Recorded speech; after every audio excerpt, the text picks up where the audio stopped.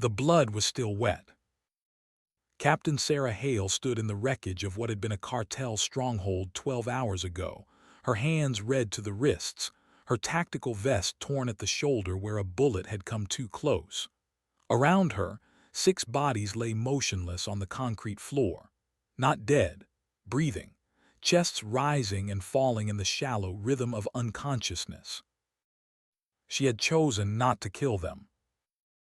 The wall beside her was smooth adobe, painted white years ago but now stained with smoke and time. She dipped her fingers in the blood from her torn shoulder and began to write. Large letters, clear, unmistakable. I chose them. 3 words that would change everything. 3 words that would force questions she wasn't sure she could answer. But the truth had always been simple, even when the mission wasn't. Sometimes the choice between right and wrong came down to who you were willing to die for. Her radio crackled, static, then a voice tight with barely controlled rage. Hale, you're surrounded. Surrender or we open fire. She looked down at the detonator in her left hand. Small, black, simple, one button between survival and something else entirely. Her thumb rested on it like a promise. The radio voice came again. Hale, do you copy? This is your last warning. She pressed the button. The explosion came from 3 locations simultaneously. Not inside the building where she stood, but outside, across the compound perimeter.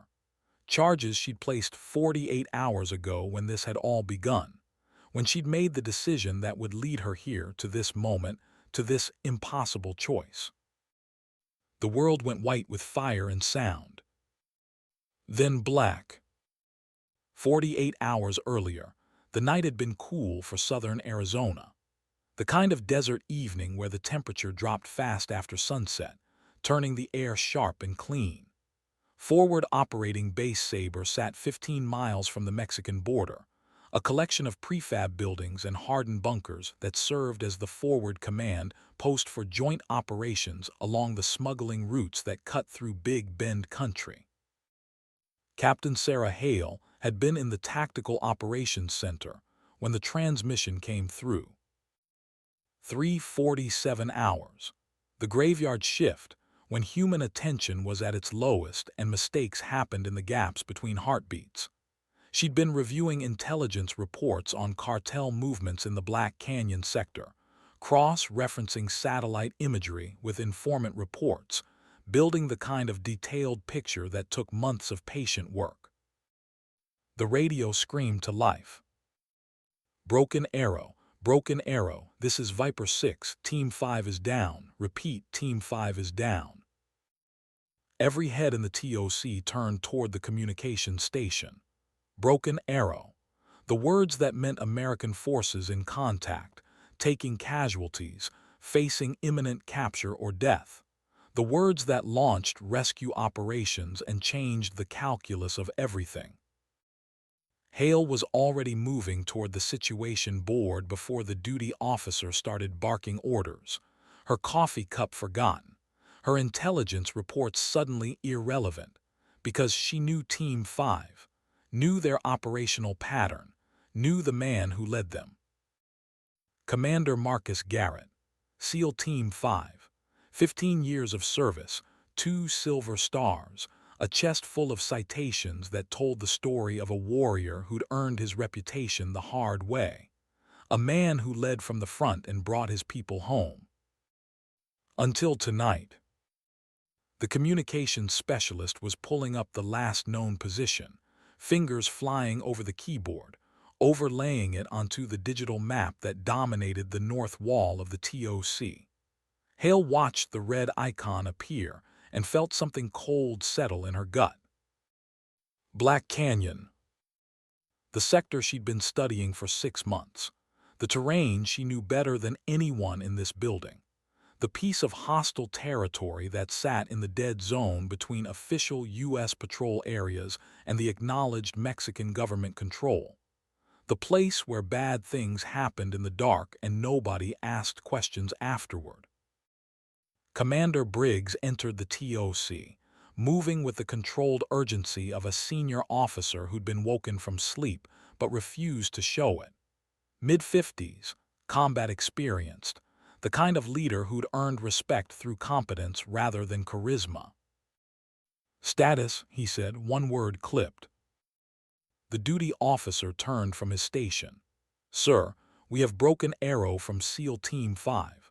Last transmission indicated they were under heavy contact in Black Canyon sector. 6 personnel confirmed in the operational area. We've lost communications as of 0351 hours. Casualties? Unknown, sir. Last transmission was fragmentary, but they called Broken Arrow." Briggs studied the map, his jaw tight. Hale could see him doing the calculations, the risk assessment, the political considerations.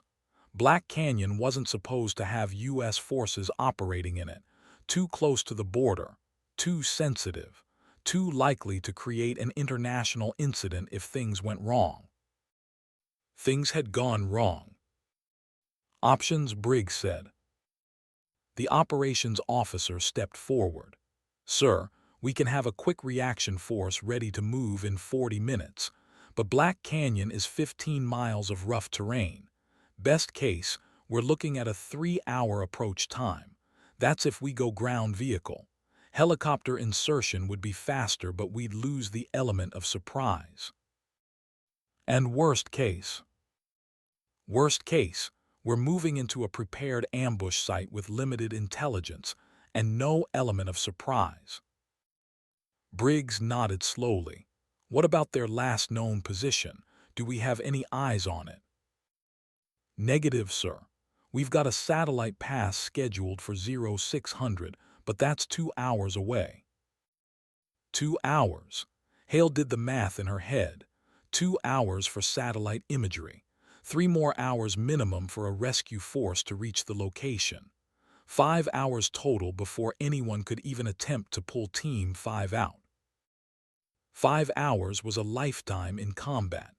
5 hours was long enough for captured American service members to be moved, hidden, or worse. She stepped forward. "Sir." Briggs turned, noticed her for the first time. "Captain Hale, your intelligence correct?" "Yes, sir. I've been running analysis on the Black Canyon sector for the past 6 months." "Then you know the terrain." "I know it better than the satellite imagery, sir. I've been cross-referencing informant reports with topographical surveys. I know the probable routes, the likely strongpoints, the places where someone could hold captured personnel." Briggs studied her face, and I think I know where they are." The TOC went quiet. Every officer, every specialist, every pair of eyes turned toward her. "Explain," Briggs said. Hale moved to the map display, pulling up a tactical overlay she'd been building for months. "Black Canyon has 3 major cartel positions, here, here, and here. The first 2 are primarily transit points for smuggling operations. Small guard forces, minimal infrastructure, but this one," she highlighted a compound in the northern section of the canyon, "this one's different. Permanent buildings, fortified perimeter, large enough to hold vehicles and personnel. If I was moving high-value prisoners, this is where I'd take them." "Based on what intelligence?" "Based on pattern analysis, sir. This compound shows heat signatures consistent with permanent occupation. We've tracked vehicle movements in and out that suggest command and control rather than transit. And," she pulled up a series of intercepts, "we've had radio chatter from this location that includes references to special guests and valuable cargo." Briggs leaned closer to the display. "This is solid work, Captain." "Thank you, sir. But it's not enough to launch a rescue operation on. I need confirmation. I need hard intelligence that Team 5 is at this location and still alive." "Sir, by the time we get confirmation, it might be too late." "I understand that, But I'm not sending more people into a potential ambush based on analysis and guesswork. We do this by the book. We gather intelligence. We build a solid operational plan. We execute with overwhelming force and proper support. How long will that take? Briggs met her eyes. 48 hours, maybe 36 if we push hard and get lucky. 36 hours. Sarah felt something twist in her chest. The same feeling she'd had 20 years ago, watching from a military hospital as army representatives told her mother that her father wasn't coming home from Fallujah, that the medevac helicopter had been full, that they'd made the hard choice, that leaving him behind had been the only option. The only option. She'd learned to hate those words. Briggs was already moving on, issuing orders, setting the rescue operation in motion with the methodical efficiency of a professional soldier doing his job the right way, the proper way, the safe way. Hale stood at the map display and stared at the red icon marking Black Canyon. Somewhere in that 15 miles of hostile terrain, 6 American service members were in enemy hands, maybe injured, definitely scared, counting on their brothers in arms to come get them. In 36 hours. If they were lucky. She turned and walked out of the TOC. Her quarters were Spartan. A rack, a footlocker, a small desk with a lamp, the accumulation of 10 years in the Army and a lifetime of learning not to get attached to places or things. On the desk sat a small frame containing a photograph that had faded slightly over 2 decades. A young man in desert camouflage, somewhere in Iraq, smiling at the camera with the kind of confidence that came from not knowing yet how the story would end. Staff Sergeant David Hale, her father, the man who'd taught her to read maps when she was 10 years old, tracing terrain features with calloused fingers during his leave time, explaining how to navigate by the stars when technology failed. The man who told her that the only rule that really mattered was the one written in blood and brotherhood. Nobody gets left behind. She picked up the photograph, studied that young face. He'd been 28 in this picture. He'd had another 3 weeks ahead of him, most of them spent alone in hostile territory after his convoy was ambushed and the medevac could only take 4 of the 5 wounded. He'd been the 5th, the one they'd had to leave because there wasn't room. They'd made the hard choice, the necessary choice. He'd survived those 3 weeks, made it back to base on his own. Then his heart gave out from the accumulated stress and trauma. 31 years old. Sarah had been 12. He'd never forgiven the crew chief who'd made the call, never forgiven the system that forced that choice. Sarah set the photograph down and opened her footlocker. Inside, beneath the neatly folded uniforms and personal effects, lay the equipment she'd been gathering over 6 months of operations in this sector. Not standard issue, not officially sanctioned. The tools of someone who understood that sometimes the book didn't have the right answers. Her M4 carbine, customized with a suppressor and night vision optic. 6 magazines, each loaded with 30 rounds of 5.56 ammunition she'd zeroed personally on the range. A Glock 19 sidearm with 3 spare magazines. Fragmentation grenades. Smoke grenades.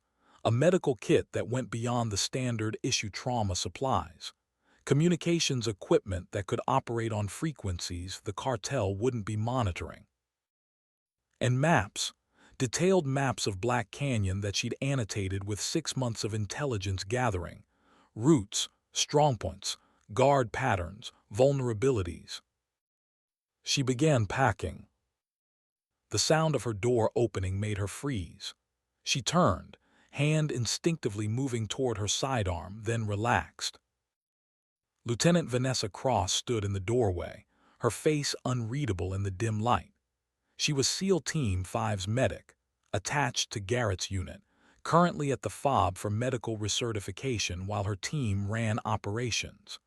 She was also Sarah's closest friend, forged in the brutal crucible of Army Ranger School, where they'd been two of only 3 women in their class. "Going somewhere?" Cross asked quietly. "Nowhere." "That's a lot of gear for nowhere." Sarah continued packing, not meeting her friend's eyes. "Get some sleep, V." Cross stepped into the room and closed the door behind her. "They're my team, Sarah. Garrett, Stone, Martinez. Those aren't just names on a roster. They're my brothers." "I know. So where are you going?" Sarah stopped, turned, met her friend's gaze. "Nowhere official, nowhere sanctioned, nowhere you can know about." Cross was quiet for a long moment. Then she moved to the footlocker and pulled out a compact medical kit, tossing it to Sarah. "Trauma shears, hemostatic gauze, morphine ampoules, the good stuff." Sarah caught it. "V. You didn't get that from me. I don't see where you're going. I didn't see you leave." Cross moved to the door, paused with her hand on the handle. "But when you bring them home, you tell Marcus that his medic says he's an idiot for getting captured." "I will." "And Sarah," Cross turned back, "don't you dare get yourself killed. I already lost 1 team today." Then she was gone, the door clicking shut with a finality that felt like a benediction. Sarah finished packing, checked her weapons, loaded her magazines one more time even though she'd already done it twice. The ritual of preparation, the meditation before action, the moment when training became commitment. 4:30 hours.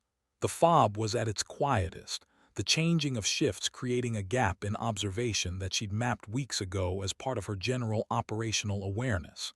The drainage culvert that ran beneath the western perimeter fence, designed to channel flash flood waters away from the base, was exactly where she'd noted it months earlier. 3 feet in diameter, dry this time of year, unguarded because who would think to use it? She did. The crawl through the culvert took 10 minutes, moving slowly to avoid making noise, her pack scraping against the concrete sides in places where the clearance was tight. When she emerged on the far side of the fence, the desert stretched before her in the pre-dawn darkness, endless and indifferent. 15 miles to Black Canyon. She checked her GPS, confirmed her heading, and started walking. The desert at night was a living thing, not silent, but filled with the small sounds of creatures moving through their ancient routines. The distant cry of a coyote, the rustle of a sidewinder across sand, the whisper of wind through creosote bushes that had been growing in this soil since before her grandfather was born. Sarah moved through it like a ghost, using the terrain for cover, avoiding the obvious routes, navigating by the stars her father had taught her to read. Her pack weighed 40 pounds. Her body carried the muscle memory of 100 training exercises. Her mind carried the weight of a choice she couldn't undo. The first hour passed in darkness and silence. The second hour brought the false dawn, that gradual lightening of the eastern sky that turned the world from black to gray to the pale gold of sunrise. She found cover in a rock formation and waited, watching the desert wake around her. Heat came with the sun. By 800 hours, the temperature was already pushing 90 degrees. By 1,000 hours, it would hit 110. The desert didn't care about human comfort. It simply was, indifferent to suffering, patient with death. She drank water, checked her position, adjusted her route to avoid a border patrol observation post she'd noted during previous intelligence reviews. The irony wasn't lost on her. Here she was, an army captain, sneaking through American territory like a smuggler because the book said 36 hours and her heart said now. Movement caught her eye. A drone, small and quiet, passing overhead at about 500 feet. She froze, pressed herself against the rock, became part of the landscape. The drone continued on its programmed route, its camera pointed elsewhere, its operators back at some air-conditioned control station drinking coffee and counting hours until shift change. It passed. She moved on. By midday, she'd covered 8 miles. The terrain was getting rougher, the flat desert giving way to broken country cut by arroyos and studded with rock formations that offered concealment but slowed progress. She found shade beneath an overhang and rested, eating an MRE without tasting it, hydrating, checking her weapons. The satellite phone in her pack vibrated once. A text message. No sender ID. Just a string of numbers that translated to GPS coordinates and a time hack. They knew she was out here. She deleted the message and turned the phone off. At 1400 hours, she resumed movement, using an arroyo that ran roughly northeast, following the natural drainage pattern toward Black Canyon. The sun was brutal now, turning the air into something thick and hostile. Sweat soaked through her uniform. Dust coated her face and hands, but she'd trained in worse. Fort Benning in August. Ranger school in the Florida swamps. Deployment rotations where comfort was a luxury nobody could afford. This was just another desert, just another mission. Except it wasn't. A sound made her freeze. Not natural, mechanical. She dropped into cover behind a cluster of rocks and listened. Engines, multiple vehicles, coming from the south. She pulled out her compact binoculars and scanned the terrain behind her. There, 3 trucks moving fast along a dirt road she deliberately avoided. Not border patrol, not cartel. The vehicles were too new, too well maintained. Federal agents, FBI or DEA, running interdiction patterns. They weren't looking for her. They were looking for smugglers, for cartel movements, for the usual traffic that flowed through this corridor. But they'd see her if she moved carelessly. She waited, patient, still. The trucks passed a mile to her south, their dust trails marking their progress. When they disappeared over a rise, she counted to 100, then resumed movement. 3 hours later, as the sun began its descent toward the western horizon, she reached the observation point she'd selected from her intelligence analysis. A ridgeline that overlooked Black Canyon, offering concealment and a clear line of sight to the compound she'd identified. She set up her position with care, camouflage netting to break up her outline, binoculars on a stable rest, notepad and pencil within easy reach. The ritual of reconnaissance, patient and methodical. Then she looked down into the valley. The compound sat exactly where her intelligence had predicted. Adobe buildings arranged around a central courtyard, surrounded by a low wall that wouldn't stop a determined assault but would delay one long enough for defenders to react. Guard posts at the corners, vehicles parked in neat rows. The kind of facility that spoke of permanent occupation and serious resources. And there, hanging from a makeshift pole near the main building, a piece of cloth that made her breath catch. An American flag, upside down, the universal distress signal. Someone down there was alive. Someone down there was trying to communicate. She watched for 2 hours, counting guards, noting shift changes, mapping the compound's routine. 6 external guards on a rotation that changed every 90 minutes. Vehicles coming and going, mostly small pickups, but one larger truck that suggested supply runs. Radio antennas that indicated communications capability. This was no simple smuggling waypoint. This was a command facility. The sun set, painting the canyon in shades of red and gold, then purple and black. Stars emerged in the enormous sky, more than she'd ever seen from any city, the universe revealing itself in all its indifferent vastness. She ate another MRE, drank water, checked her weapons again. Then she started down into the canyon.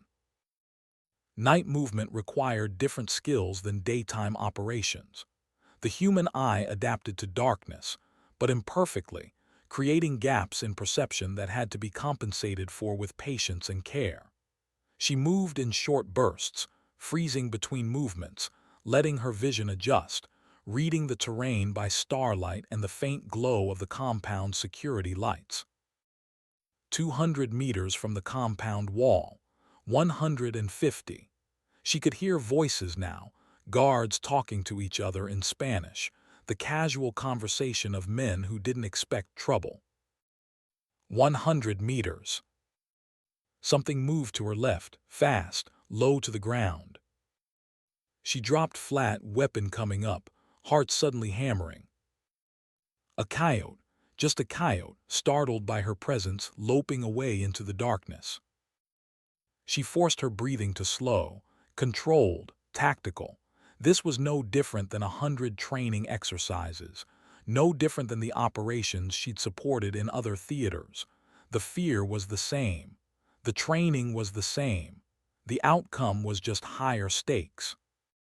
50 meters from the wall. A guard walked past on the other side, his rifle slung casually, a cigarette glowing in the darkness. She could smell the tobacco smoke, could hear him humming something under his breath. He turned and walked away. She moved forward. 20 meters from the wall.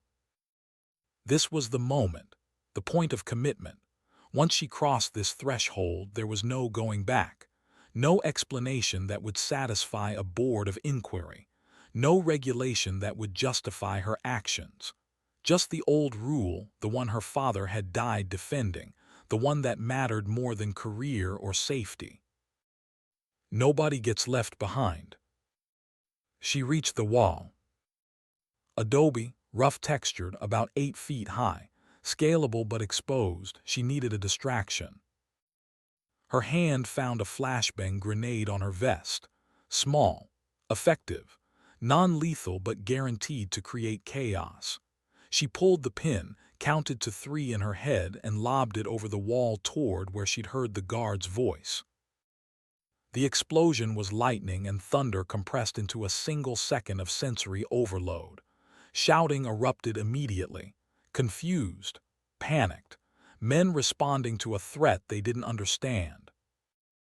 She was already moving, using the chaos, scaling the wall with practiced efficiency.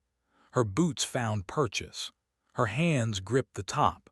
She pulled herself up and over in one smooth motion. The guard she'd heard was on the ground, disoriented by the flashbang, hands over his ears. She put 2 suppressed rounds into his chest as she landed. The suppressor reduced the gunshot to a mechanical cough, loud enough to hear up close but lost in the shouting and confusion. He went down. She moved toward the main building, weapon up, scanning for targets. 2 more guards appeared from around a corner, running toward the sound of the flashbang. They saw her too late. 4 rounds, both down. The door to the main building was ahead. Heavy wood, closed. She stacked up beside it, pulled another flashbang, and breached. The interior was dim after the star-bright night outside, but her eyes adjusted fast. A corridor stretching toward the back of the building. Doors on either side. 2 guards at the far end, turning toward the sound of her entry. Her M4 spoke, 4 controlled shots, both guards dropped. She was moving before they hit the ground, clearing rooms as she went. Left, empty. Right, storage. Left again, empty. The compound was reacting now. She could hear boots running outside, voices shouting orders, the organized chaos of a defensive force realizing they were under attack. But she was already inside, already moving, already committed.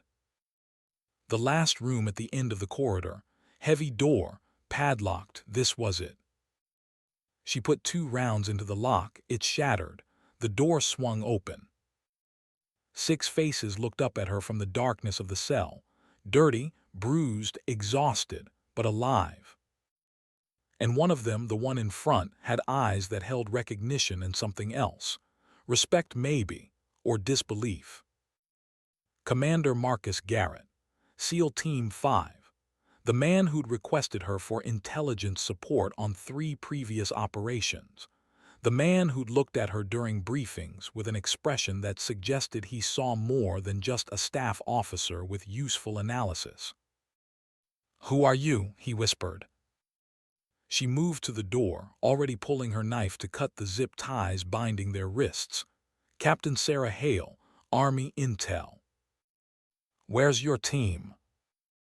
She met his eyes. "You're looking at it." Master Chief Derek Stone, the senior enlisted SEAL, stared at her like she'd grown a second head. "One woman. Are you insane?" "Probably." She cut Garrett's restraints. "Can you move?" He stood, testing his legs, favoring his left side where she could see bruising through his torn uniform. "I can move." "Good, because we have a problem." "Just one." That from Stone, who was helping another SEAL to his feet. "Commander," she said, focusing on Garrett, "I did a count before I came in. 6 personnel confirmed in this compound, but your team had 7. Where's the 7th? Garrett's face went hard. "Martinez. They took him 2 hours ago, said something about El Paso special handling." "El Paso is 60 miles from here." "I know. We can't reach him tonight." "I know that too." Garrett turned to her, and in his eyes she saw the same thing she'd felt back at the FOB, the weight of the impossible choice. "But we can't abandon him either." Outside, the compound was organized now. Sustained gunfire erupted, rounds impacting the building's walls. Someone was coordinating the defense. Someone was smart enough to realize the attack wasn't a large force but a precision strike. They were running out of time. Sarah pulled out her compact map, unfolded it on the floor. "According to my intelligence, there's a drainage tunnel that exits the compound here on the north side. It was built for runoff, but it's dry this time of year. Big enough to crawl through. Gets us outside the wall without going through the courtyard." "You planned an infiltration and extraction based on satellite imagery." Garrett's tone mixed incredulity with professional respect. "That's either brilliant or insane," Stone added. "Why not both?" She looked at Garrett. "Commander, we need to move now." But he didn't move. "Martinez is at El Paso. We get him first, then we leave." "That's impossible." "I don't abandon my men." "Commander, you're wounded, we're outnumbered, and we're 60 miles from El Paso with no transportation and no support. This is suicide." "Then it's suicide." His voice was flat, final. "If you won't help go, we'll find our own way." The gunfire outside was getting closer, voices shouting in Spanish, the sound of boots on tile. They had maybe 60 seconds before the room was breached. Sarah looked at the map, at Garrett, at the 5 other SEALs watching this exchange with expressions that ranged from hope to resignation, at the photograph she carried in her vest pocket, the faded image of a young soldier who'd been left behind because the helicopter was full. She folded the map. "Fine, we get Martinez first, then we get the hell out of here." Garrett's expression shifted. Surprise maybe, or gratitude. "You'll help." "I didn't come this far to do half the job, but we do it my way. My plan, my rules, understood." He nodded, "Understood." "Good." She moved to the door, scanned the corridor. "Stone, your rear security. Everyone else, weapons up and follow my lead." "Yes, ma'am," Stone said, and there was something in his voice that sounded like approval. The corridor was filling with smoke from the flashbang she'd thrown earlier. Sarah used it, moving through the haze like a ghost, her weapon up and tracking. 2 cartel soldiers appeared through the smoke. She put them down with controlled bursts. 4 rounds, both dropped. They reached a side door. She checked it. Clear. Beyond it, the courtyard was chaos. Men running, vehicles starting, someone screaming orders that were barely audible over the gunfire. "This way," she said, leading them along the building's exterior wall, staying in the shadows, moving toward the north side where the drainage tunnel waited. The tunnel was exactly where the satellite imagery had shown it. A dark opening in the wall, maybe 3 feet in diameter, built to channel water away during the flash floods that occasionally tore through this canyon. "That's tight," Stone observed. "It's what we have." They went in one at a time. Sarah last, covering their withdrawal, putting suppressing fire toward the compound as the team crawled through the drainage tunnel. 30 seconds in the dark, the rough concrete scraping against her pack, the sound of breathing close and harsh. Then they were through, emerging on the far side of the wall in a rocky area that offered some cover. But not enough. Gunfire erupted from the compound wall. Rounds cracked past them, impacting rocks and earth with the distinctive snap of near misses. The compound had realized where they'd gone. Searchlights swept the area.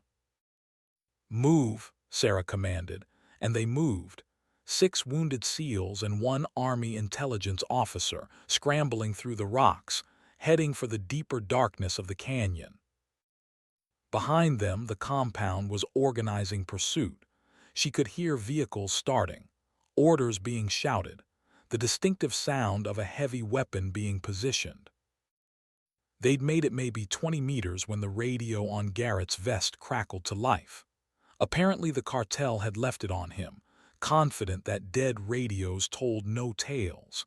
But this one was very much alive.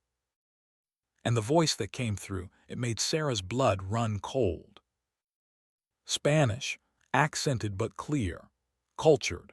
The voice of someone educated, someone who'd made choices that led him down dark paths but still retained the capacity for civility.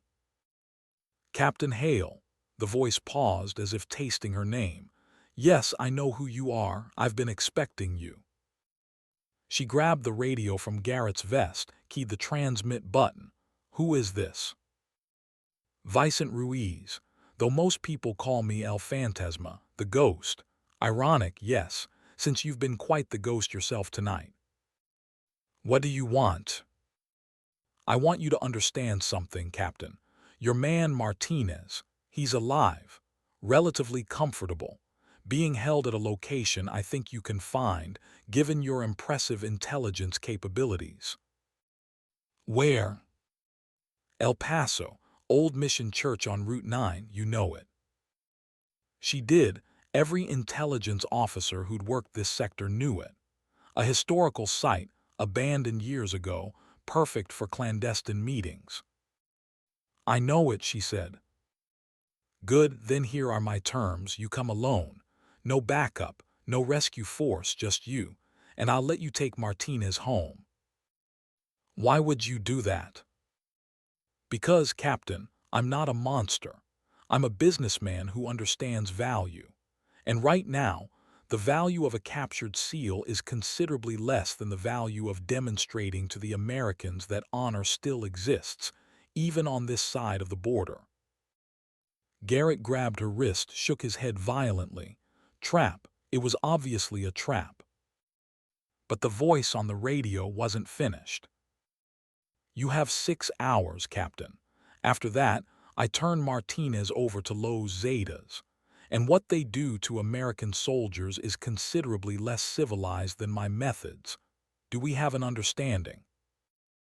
Sarah looked at Garrett, at the 5 SEALs behind him, at the compound lights in the distance and the vast darkness of the desert stretching in all directions. 6 hours to El Paso, 60 miles through hostile territory, with wounded men and no transportation. "Impossible." She keyed the radio. "I'll be there." The voice that came back was almost warm. "I thought you might say that. You see, Captain, I did my research too. Your father, Iraq, Staff Sergeant David Hale, left behind by his unit during medevac because the helicopter was full, Spent 3 weeks in hostile territory before making his way back. His heart gave out from the stress 2 months later. You were 12 years old. Sarah's hand tightened on the radio. Some debts, Ruiz continued, can only be paid forward. Some promises can only be kept by those who remember what it means to be abandoned. I think you understand this, yes. 6 hours, she said. I'll be there. I know you will, because that's who you are, Captain Sarah Hale. You're the woman who walks into hell alone rather than leave someone behind, just like your father wished his brothers had done for him. The radio went silent. Garrett was staring at her. That's a trap. Obviously. We're going anyway. Obviously. She handed him back the radio. Can you walk 60 miles in 6 hours? Can you? Guess we're about to find out. Stone stepped forward. Captain, with respect, this is insane. Even if we could cover that distance in time, which we can't, not with our injuries, we'd be walking into a prepared ambush with no support and no advantage. I know. Then why are we doing this? She looked at him, at all of them. 6 warriors who'd spent their lives serving a code that went deeper than regulations or rational calculation. A code that said you fought for your brothers, that you didn't calculate odds when lives were on the line, that some things mattered more than survival. Because Martinez is one of yours, she said quietly, and nobody gets left behind, not on my watch. In the distance, vehicle engines roared to life. The pursuit was organizing. They had maybe 5 minutes before cartel forces swept this area. We move now, Sarah said.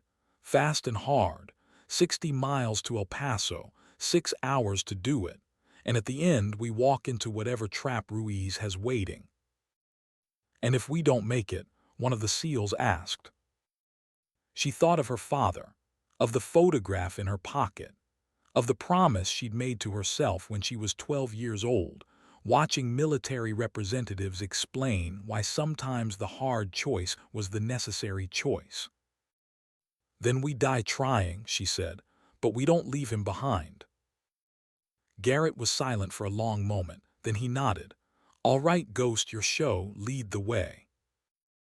Ghost, the call sign had come from Ruiz, but Garrett had made it hers. She checked her GPS, calculated the heading, and started walking into the darkness. Behind her, 6 SEALs fell into formation, wounded but moving, exhausted but committed.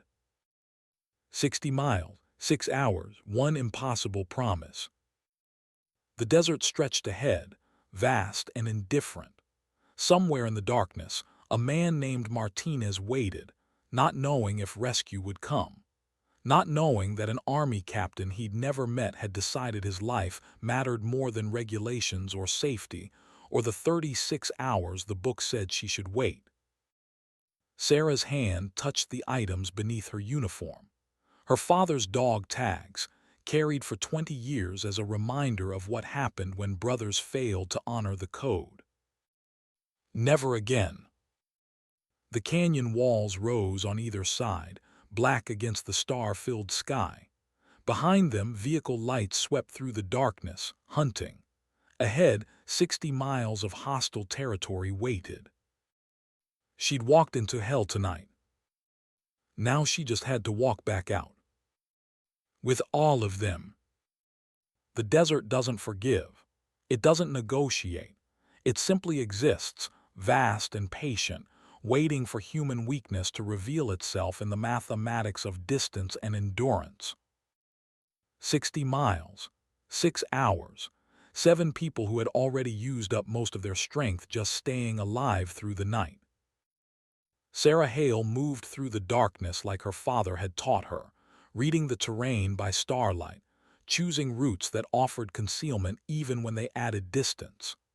Behind her, 6 SEALs maintained formation with the kind of discipline that came from years of training and the understanding that survival depended on teamwork. They'd been moving for 20 minutes when the first helicopter passed overhead. The sound came first, that distinctive thump of rotor blades cutting through thin desert air. Sarah dropped flat, hand raised in the signal for halt. The team went to ground instantly, becoming part of the landscape, years of training overriding exhaustion and pain. The helicopter was running without lights, using thermal imaging to search the canyon, hunting them. She could see the infrared beam sweeping the terrain, a cone of invisible light that would reveal their body heat like beacons in the night. They had maybe 5 seconds before that beam crossed their position. Sarah scanned the immediate area. 20 feet to her left, a rock overhang jutted from the canyon wall. Shallow, but enough to break up their thermal signature if they got under it fast enough. "Move," she whispered, "under the rocks now." They moved. 7 people scrambling across open ground, diving for cover, pressing themselves against stone that still held the day's heat. The rock would mask their signatures, make them blend with the ambient temperature. For a few seconds, maybe. The helicopter passed directly overhead. Sarah held her breath, pressed flat against the stone, feeling the thrum of the rotors vibrate through her chest. She could see the aircraft's silhouette against the stars. Military grade, probably Mexican federal police but equipped well enough to matter. Thermal pod rotating slowly, searching. The beam passed over their position. Kept moving. The helicopter continued down the canyon, its searchlight probing the darkness, hunting for targets that weren't there anymore. Stone let out a breath beside her. That was close. "It's going to get closer." Sarah checked her watch. 4:30 hours. 5.5 hours until Ruiz's deadline. They know we're out here. They know we're heading for El Paso. They're going to set up checkpoints, interception points, probably a nice reception at the church. Garrett pushed himself upright, favoring his ribs. "Then we change the approach. Come in from an unexpected angle." "Commander, there is no unexpected angle. Ruiz isn't stupid. He's giving us 6 hours because he knows it's nearly impossible. He's testing us." "You don't know that." "I know human nature. I know tactical psychology. This whole thing is designed to see if we'll keep our word against impossible odds." She pulled out her compact map, used a red filtered flashlight to check their position. "We're here. El Paso is here. 60 miles as the crow flies, but we're not crows. We have to navigate around military checkpoints, border patrol stations, and at least 3 major cartel territories." "So what's your assessment, Captain?" Sarah studied the map, running calculations that had nothing to do with optimism. "Realistically, with your injuries and the pursuit, we've got maybe a 30% chance of reaching El Paso before the deadline, and that's assuming nothing else goes wrong." One of the younger SEALs, a kid named Morrison who couldn't be more than 25, spoke up. "Then why are we doing this?" The question hung in the desert air. Sarah folded the map and met his eyes. "Because Martinez is counting on us. Because 30% is better than 0. And because the only thing worse than failing is not trying." "That's not very reassuring, ma'am." "I'm not here to reassure you. I'm here to get you home." She stood, checked her weapon. "All of you, now move out. We've got 5 hours and 50 minutes to do the impossible." They moved out. The terrain shifted as they pushed northeast, the canyon walls gradually widening, the floor becoming more navigable. Sarah set a brutal pace, pushing the limits of what wounded men could maintain. Every 15 minutes she called a halt for 60 seconds, just enough time to catch breath and check security. Then they moved again. The first hour passed in painful silence. The second hour brought the false dawn, that gradual lightening that turned the world from black to gray. With visibility came new risks. They could be seen now, tracked, hunted. but they could also move faster. At the 2-hour mark, they'd covered 12 miles, 1/5 of the distance. Sarah allowed herself a moment of cautious hope. If they maintained this pace, if nothing went wrong, if their luck held. Too many ifs. Stone caught up to her during a brief halt, his face shadowed with exhaustion. "Captain, we need to talk about the men." "What about them?" "Morrison and Chen, they're struggling. Morrison took shrapnel during the initial ambush. Chen's got a concussion. Neither of them should be moving at this pace." Sarah looked back at the two SEALs in question. Both were maintaining formation, but she could see the strain in their movements, the way Morrison favored his left leg, the way Chen blinked too often against pain that wouldn't stop. "Can they make it?" "If we slow down, maybe." "If we slow down, we miss the deadline." "If we don't slow down, they collapse. Then we're carrying them, which is even slower." The eternal calculation, speed versus sustainability, mission versus men.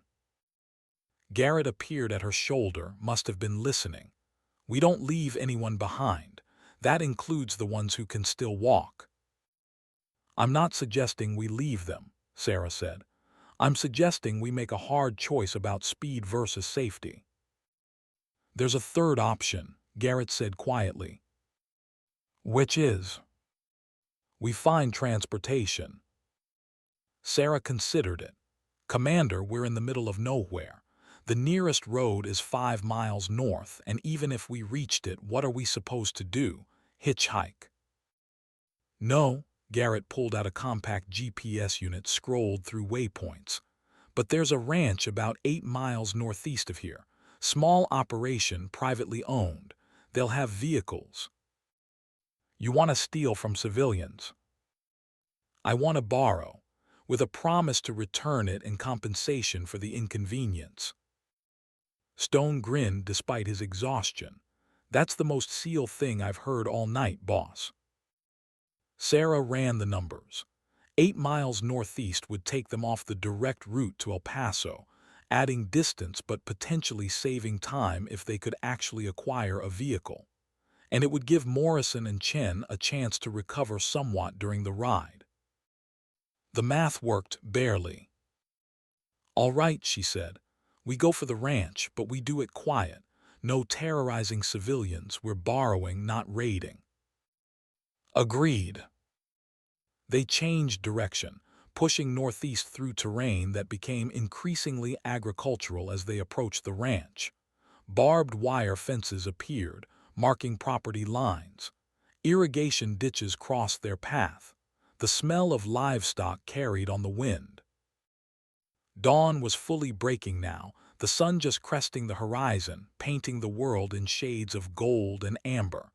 Beautiful if you had time to notice. Sarah didn't.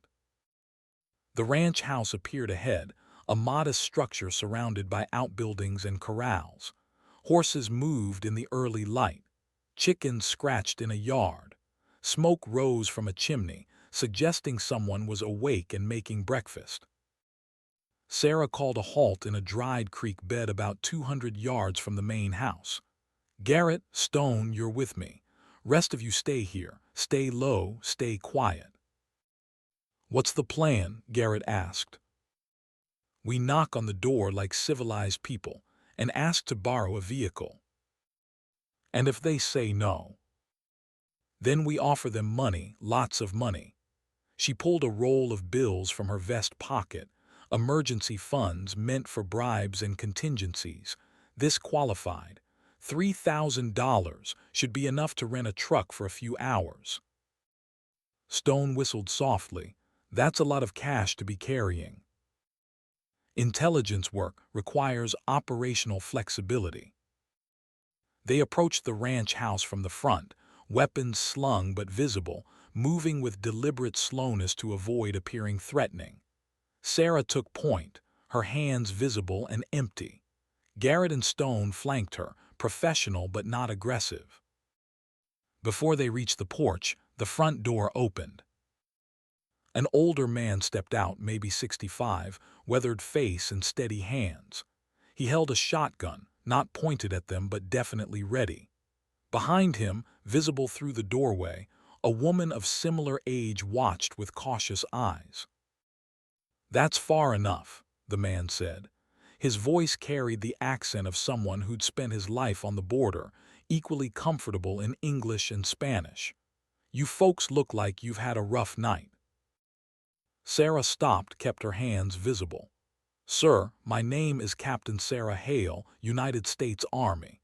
These are Commander Marcus Garrett and Master Chief Derek Stone, United States Navy. We're in a difficult situation and we need your help." The man studied them, taking in their torn uniforms, their weapons, their obvious exhaustion. "Army and Navy, huh? Long way from any base I know about." "Yes, sir. And you just happen to be walking through my property at dawn, looking like you've been through a war." "Something like that." He was quiet for a moment, then lowered the shotgun slightly. "You're that captain they're talking about on the radio, the one who went rogue to rescue some SEALs." Sarah felt her stomach tighten. The radio. "Border Patrol's been chattering all night. Said there was an unauthorized military operation in Black Canyon. Said some Army intel officer violated about 20 regulations." He looked at Garrett. "Said she pulled 6 SEALs out of a cartel compound by herself." "The reports are exaggerated," Sarah said. "Are they?" The man's eyes moved to Garrett and Stone, taking in their injuries, their presence behind her.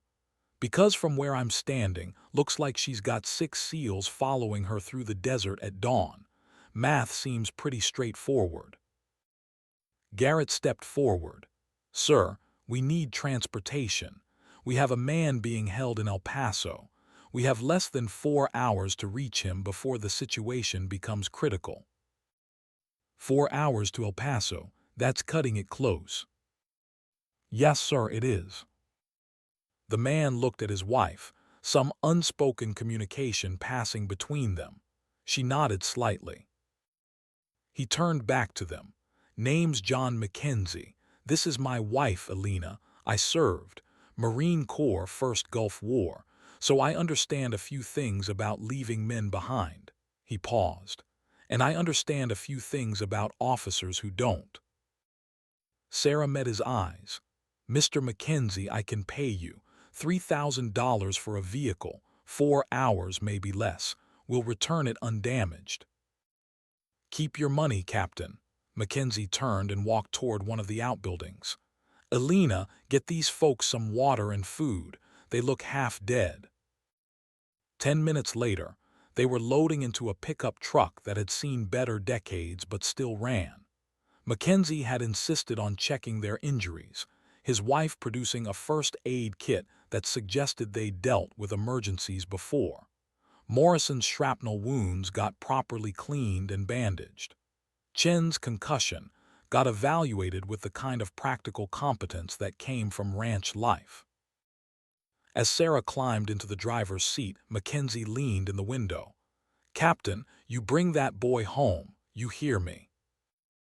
"Yes, sir, I will. And when this is over, you come back here. I want to hear the whole story." "Yes, sir." He stepped back, and Sarah pulled out onto the dirt road that would take them northeast toward the highway. In the rearview mirror, she saw Mackenzie and his wife standing together, watching them go. Two people who understood that some things mattered more than regulations. The highway appeared after 20 minutes of dirt road driving. Sarah merged into sparse early morning traffic, just another truck among the agricultural vehicles and long-haul semis that moved through this corridor. Anonymous, invisible. 3 hours and 30 minutes, Stone said from the passenger seat, checking his watch. "We might actually make this." Sarah didn't answer. She was watching the road, scanning for the checkpoints she knew would be coming. Ruiz wouldn't make this easy. The pursuit from Black Canyon would have radioed ahead. Someone would be waiting. The first checkpoint appeared 15 miles down the highway. Border Patrol. 2 vehicles parked across both lanes, agents checking every vehicle. Standard inspection, probably, but convenient timing for anyone looking to intercept fleeing military personnel. Sarah slowed, assessing options. They couldn't run. That would just confirm their identity and bring every law enforcement agency in 3 counties down on them. They couldn't fight. These were federal agents doing their jobs. They had to bluff. "Garrett," she said quietly, "you and the boys get down. Cover yourselves with that tarp in the back. Don't make a sound." "What are you going to do?" "Talk my way through. Now get down." The SEALs disappeared under the tarp. Sarah rolled down her window, arranged her face into something tired but innocent, and pulled up to the checkpoint.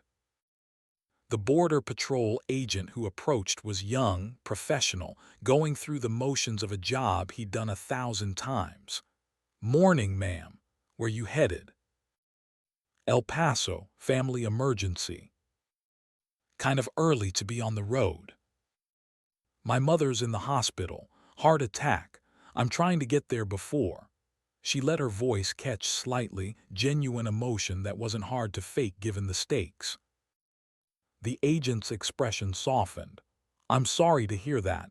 Can I see your license and registration?" Sarah handed over her military ID instead of her civilian license. Strategic choice. Let him see she was Army but not currently in uniform. Off-duty. Personal business. He studied the ID, then looked at her more carefully. "You're a captain." "Yes, sir." "Stationed where?" "Fort Bliss. I was visiting friends near the border when I got the call about my mother." It was a thin story, full of holes that a determined interrogator could tear apart. But it had the benefit of being delivered by an exhausted woman who looked like she'd been through hell, which was absolutely true even if the context was different. The agent handed back her ID. "I hope your mother's all right, Captain. Drive safe." "Thank you." She pulled away, heart hammering, hands steady on the wheel. In the rearview mirror, she watched the checkpoint recede into the distance. From under the tarp, Stone's muffled voice. "That was impressive." "That was lucky. Next checkpoint might not be." There were 2 more before they reached El Paso. Sarah talked her way through both, using variations on the same story, relying on the fact that a female Army captain in a borrowed ranch truck didn't match the profile of someone running a rogue military operation. By the time the El Paso city limits appeared on the horizon, they had just under 2 hours remaining until Ruiz's deadline. Sarah pulled off the highway into a rest area, let the team emerge from under the tarp. They looked worse for wear but functional. More importantly, they were all still conscious and mobile. "Status check," Garrett said, falling into the familiar rhythm of pre-mission preparation. "Weapons." Sarah did a quick inventory. "I've got my M4 and sidearm. I've used about 90 rounds total, so I have maybe 90 left between rifle and pistol mags." "I've got Morrison's rifle," Stone said.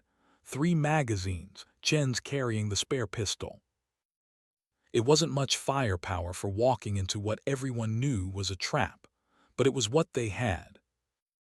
Garrett pulled out his GPS, brought up the location of the old mission church on Route 9.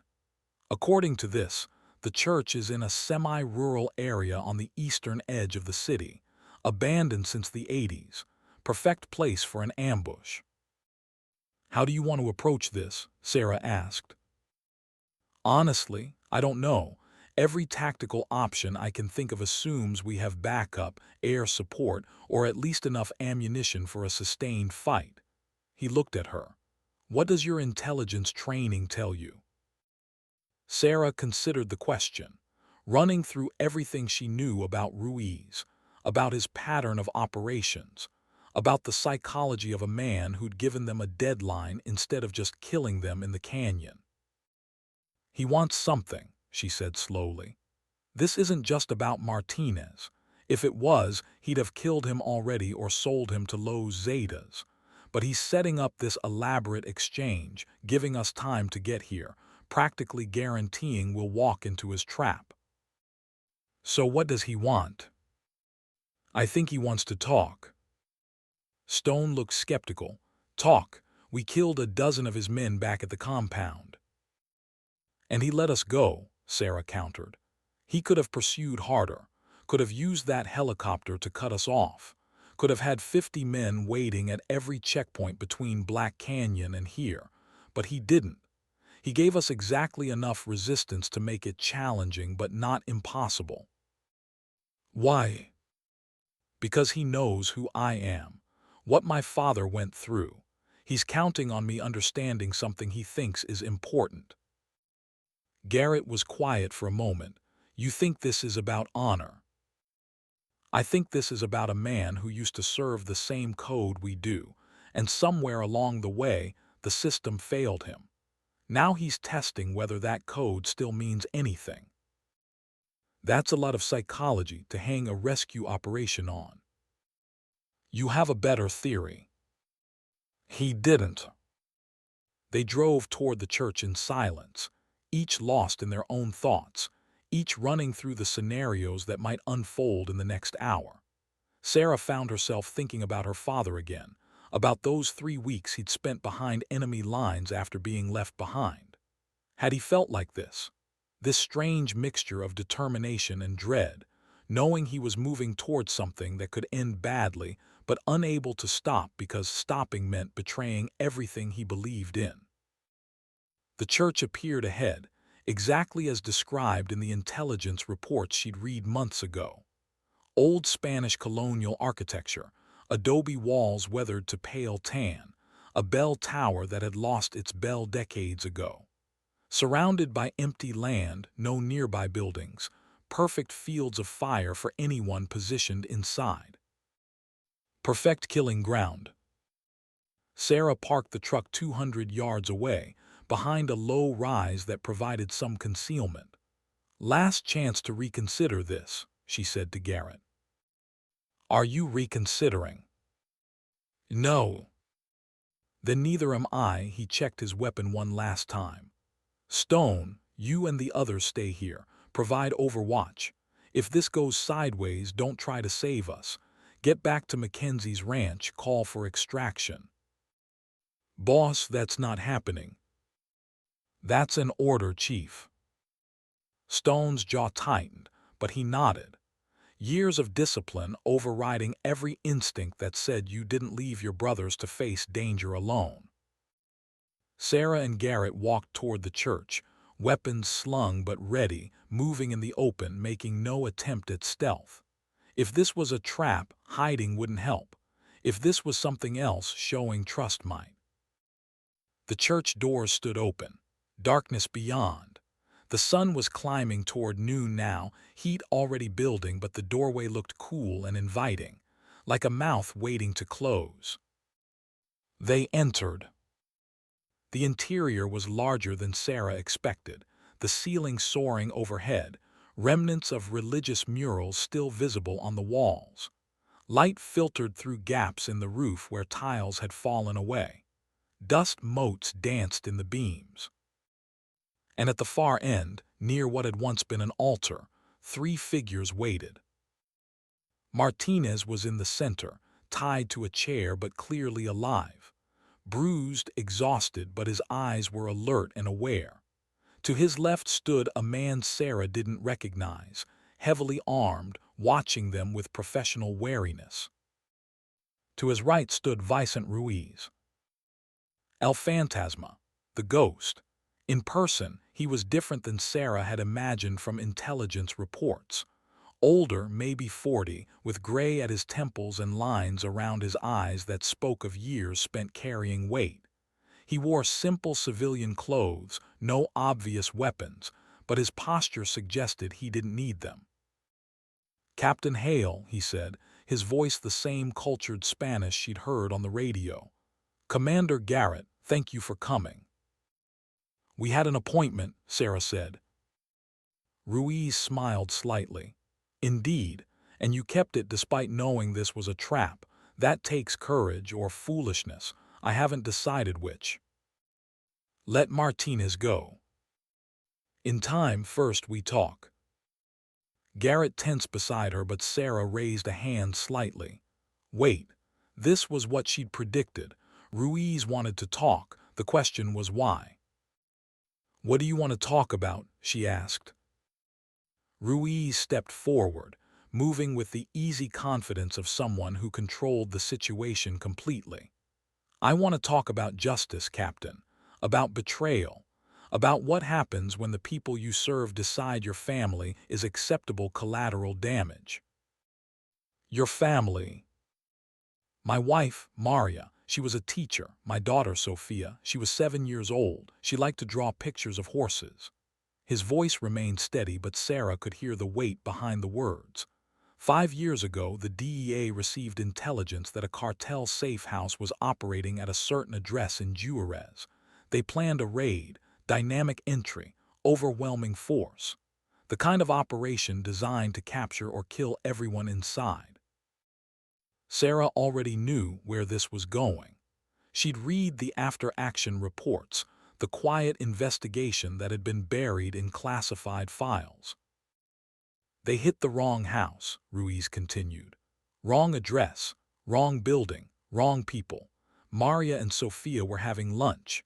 The team came through the door with flash bangs and automatic weapons. Maria was shot trying to shield Sophia. Sophia was shot trying to reach her mother. Both died on my kitchen floor while I was 200 miles away, working as a federal police officer, serving the same government that killed my family." The silence in the church was absolute. "I'm sorry," Sarah said quietly. "Are you, or are you just saying what you think I need to hear?" "I'm saying what I mean. What happened to your family was wrong, unforgivable. The people responsible should have been held accountable."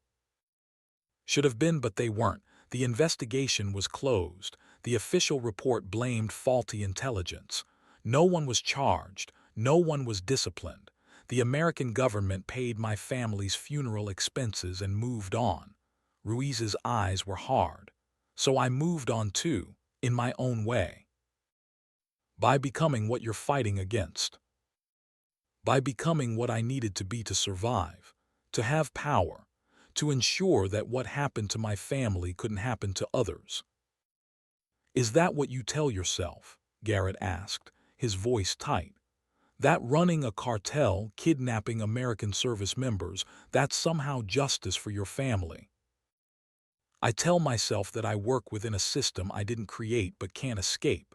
I tell myself that I follow a code, even if that code is different than yours. I don't kill civilians. I don't traffic in human misery. I move merchandise that Americans want to buy anyway. I'm not a monster, Commander. I'm just a man trying to find meaning in a world that took everything that mattered." "Then why are we here?" Sarah asked.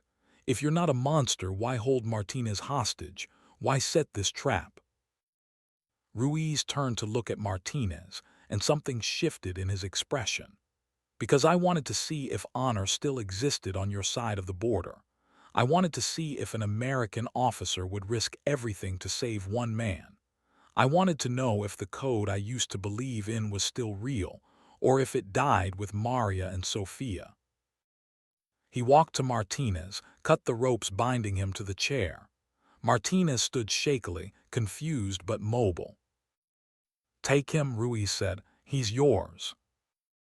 Sarah didn't move. This was too easy, too simple. "What's the catch?" she asked. "The catch, Captain, is that tomorrow I'm going to destroy the DEA field office in El Paso. I'm going to use explosives to bring down the building during business hours, when 50 agents are inside. I'm going to kill every one of them, and I'm going to make sure the world knows why. Justice for Maria. Justice for Sophia." The words hung in the air like smoke. Garrett's hand moved toward his weapon. "We can't let you do that." "Then kill me." Ruiz opened his arms, completely exposed. "Shoot me now. Prevent the attack. Save those agents. But if you do, Antonio," he gestured to the armed man beside him, "will kill Martinez before your bullets reach my heart. That's his order. That's his only job." Antonio's weapon was already pointed at Martinez's head. "So you have a choice," Ruiz continued. "Take Martinez and leave. Let 50 DEA agents die tomorrow, or kill me now and Martinez dies today. Choose." Sarah's mind raced through the implications. This wasn't about Martinez at all. This was about forcing her to make an impossible choice. Save one man or save 50. Honor the code or serve the greater good. The same choice the medevac crew had made in Iraq.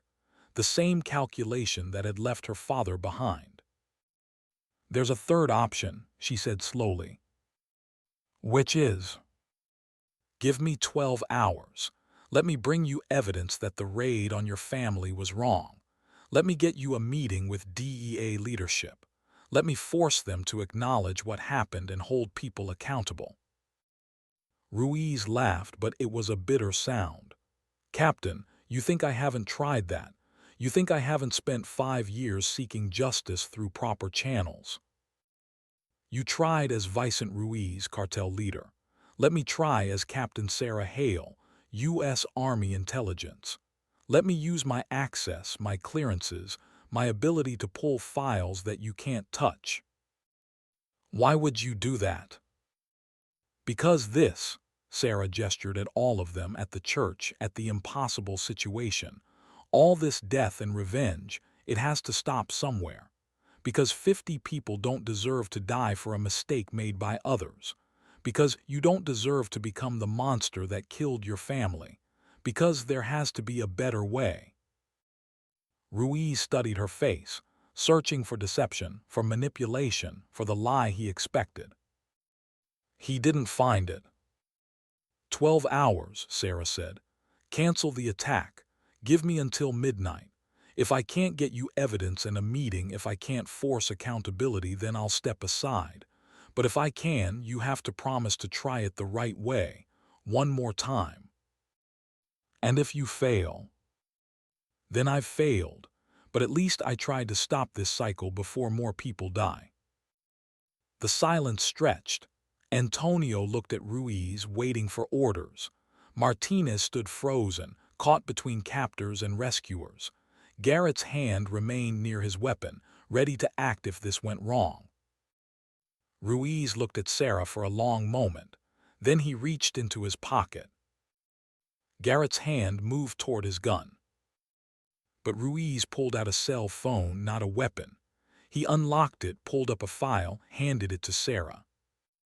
"That's everything I have.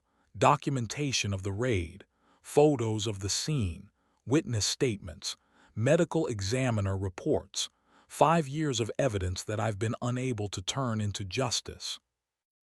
Sarah took the phone, scrolled through the files. Her heart sank. This wasn't just documentation. This was a father's desperate attempt to make his family's death mean something. Photos of a little girl who liked to draw horses. Photos of a teacher who died protecting her child. Photos of a crime scene that should have led to investigations and accountability, but instead led to silence. "I'll get you justice," she said quietly. "I promise." "Promises are easy to make, Captain." "This one isn't. This one costs me everything if I fail." She looked at Garrett. "Commander, take Martinez. Get him to safety." "What about you?" "I'm staying." "The hell you are." "Commander, someone has to be collateral. Someone has to guarantee I keep my word." She handed her M4 to Garrett. "Take the team. Get back to base. Give me 12 hours. "Sarah," it was the first time he'd used her first name, "I can't leave you here." "Yes, you can. Because if you don't, 50 people die tomorrow. And that's not a trade I'm willing to make." Garrett looked like he wanted to argue, Looked like he wanted to refuse, but the math was undeniable. One person or 50. The same calculation that had been made in Iraq, but in reverse. This time, someone was choosing to stay behind. 12 hours, Garrett said finally. Then I'm coming back for you, with or without orders. I'll be waiting. He turned to Martinez, helped him toward the door. Stone and the others would be watching, would extract them safely. The mission, at least the immediate one, was complete. At the door, Garrett paused, looked back. Captain Hale, Sarah, don't you dare die here. Not planning on it, Marcus. Then they were gone, and Sarah was alone with Ruiz and Antonio, and the weight of an impossible promise. Ruiz gestured to a bench near the altar. Sit, Captain. We have 12 hours. Tell me how you plan to accomplish in half a day what I couldn't accomplish in 5 years. Sarah sat, pulled out her own phone, began making calls she knew would end her career if they failed, if they succeeded. The first call was to Lieutenant Cross, still at the FOB. V, I need you to do something that's going to violate about 6 regulations. What else is new? I need classified files on a DEA raid from 5 years ago. Operation code name Fastball. I need internal investigation reports after action reviews, anything that documents what really happened. Sarah, those files are sealed. Even you don't have clearance for that. I know, that's why I need you to get them, not me, you. There was a long pause. You're asking me to commit career suicide. I'm asking you to help me prevent 50 murders. Another pause. Where do I send the files? Sarah gave her a secure email address, one she'd set up years ago for exactly this kind of off-book operation. And V, thank you. Just don't die before I can yell at you for this. The second call was harder. Commander Briggs at the FOB, the man whose orders she'd violated, whose command she'd undermined. Captain Hale, his voice was cold. Where are you? El Paso, sir. I have Martinez. He's safe. Commander Garrett is bringing him in. And you? I'm working on something that requires me to stay here, sir. Working on something. Captain, you've been AWOL for 18 hours. You've violated operational security, engaged in unauthorized combat operations, and apparently stolen a civilian vehicle. The only reason you're not in custody is that you're 60 miles away and I don't have the resources to retrieve you. What could you possibly be working on that justifies any of this? Sarah took a breath. Sir, I'm trying to prevent a terrorist attack on a federal building, but to do that, I need your help. She explained, quickly, efficiently, leaving out nothing: Ruiz's family, the DEA raid, the evidence, the deadline. When she finished, Briggs was silent for so long she thought he'd hung up. Then, Captain, what you're describing is blackmail. A cartel leader is threatening to commit mass murder unless you force the DEA to admit wrongdoing from 5 years ago. Yes, sir. And you think this is achievable? I think it's necessary, sir.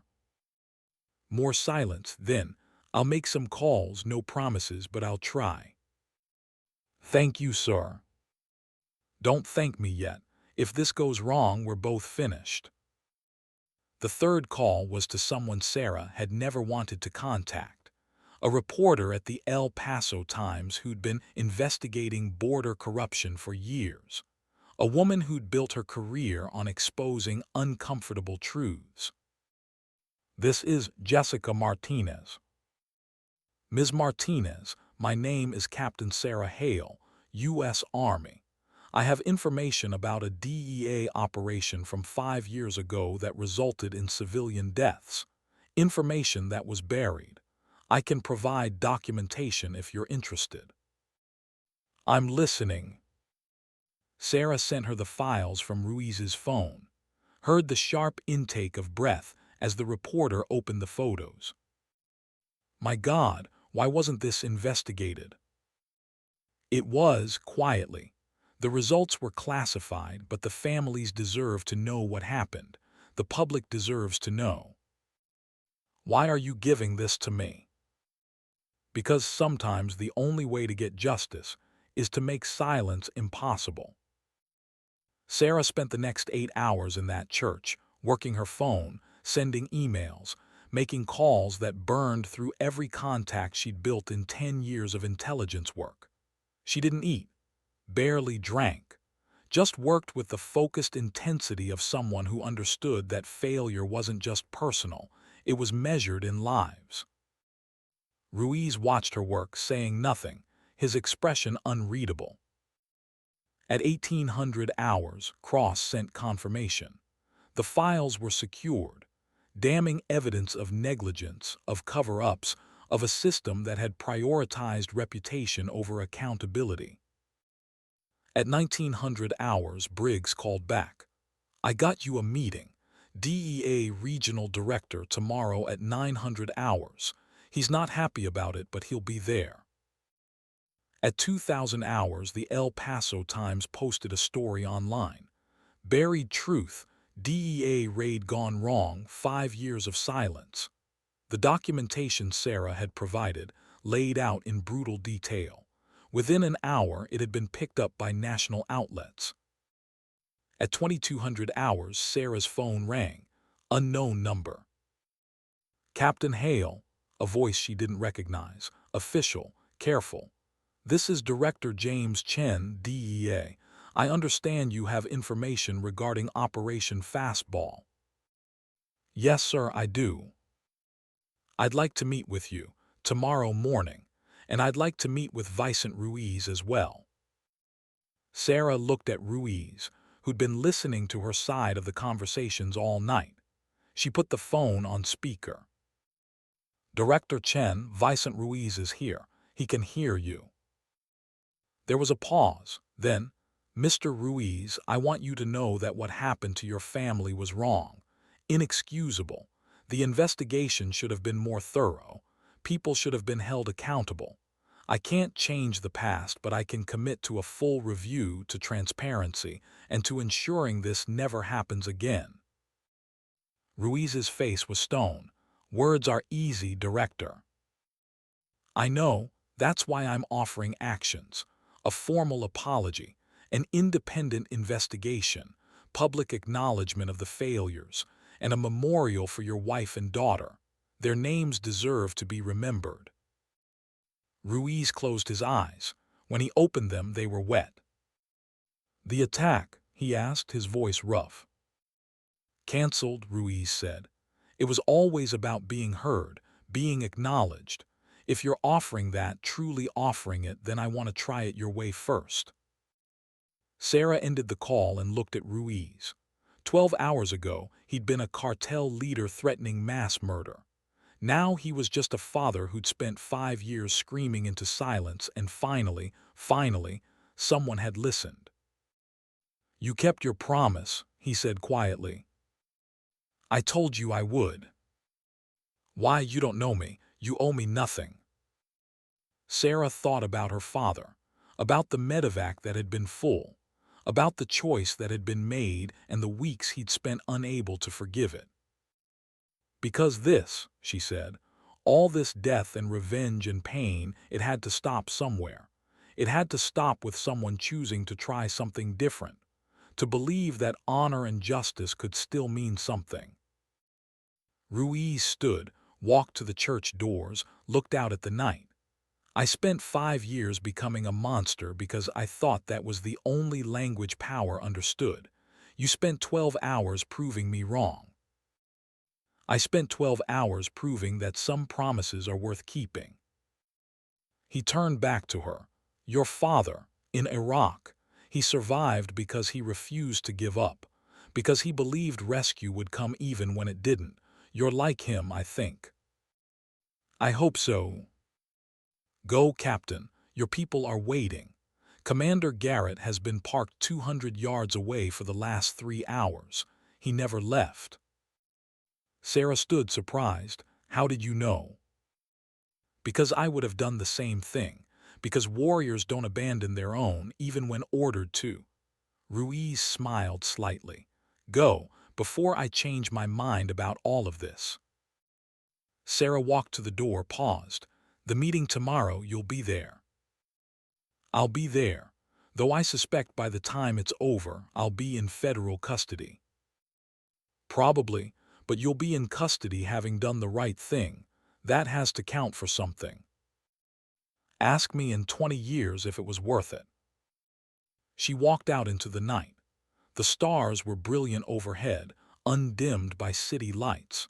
And there, exactly where Ruiz had said, Garrett waited beside the borrowed truck. He stood when he saw her, relief and something else crossing his face. You're alive. I'm alive. The attack. Cancelled, we have a meeting tomorrow.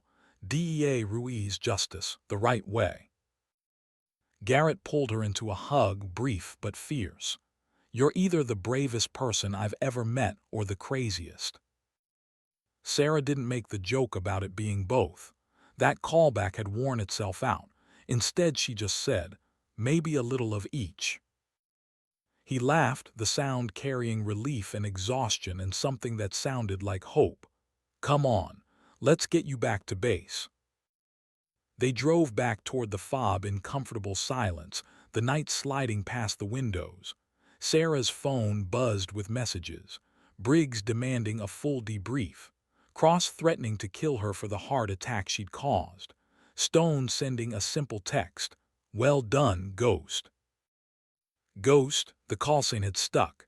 The woman who walked into hell and brought people home. Garrett broke the silence. What you did back there, staying behind as collateral, trading yourself for Martinez and those DEA agents, that wasn't in any manual I've read. No, it wasn't. Why'd you do it? Sarah thought about her father, still carried in her vest pocket, about a promise made when she was 12 years old, about the code that said some things mattered more than safety or career or regulations. Because nobody gets left behind, she said quietly. Not on my watch, not ever. Garrett nodded slowly. I understand now what drives you, why you're different. Different how? Most officers, they learn the rules and follow them. The good ones learn when to bend them. But you, he paused, choosing words carefully, you rewrote the whole book. I just did what needed to be done. No, you did what everyone else said was impossible. There's a difference. The fob appeared ahead, lights marking the perimeter. Sarah pulled through the gate, showed her ID to the guard who stared at her like he'd seen a ghost, waved her through. Commander Briggs was waiting at the TOC, his face unreadable. Sarah parked, climbed out, came to attention. Sir, Captain Hale reporting. Briggs studied her for a long moment. Captain, you violated approximately 17 different regulations. You engaged in unauthorized combat operations. You stole a civilian vehicle. You made promises to a known cartel leader. You leaked classified information to the press. You essentially conducted your own foreign policy for the past 24 hours. Yes, sir.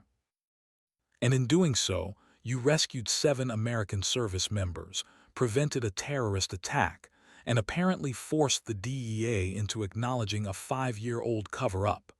He paused. I don't know whether to promote you or court-martial you. Sir, I'll accept whatever consequences are appropriate. Good, because there will be an investigation, a board of inquiry, questions from people far above my pay grade. He paused again. But that's tomorrow's problem. Tonight you brought my people home, all of them. That's what matters. Behind Briggs, Sarah could see the SEAL team gathered. Martinez, cleaned up and bandaged. Stone, grinning like a proud father.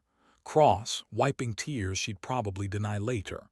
Morrison and Chen and the others, alive because she'd refused to wait 36 hours. and Garrett, watching her with an expression that said everything words couldn't.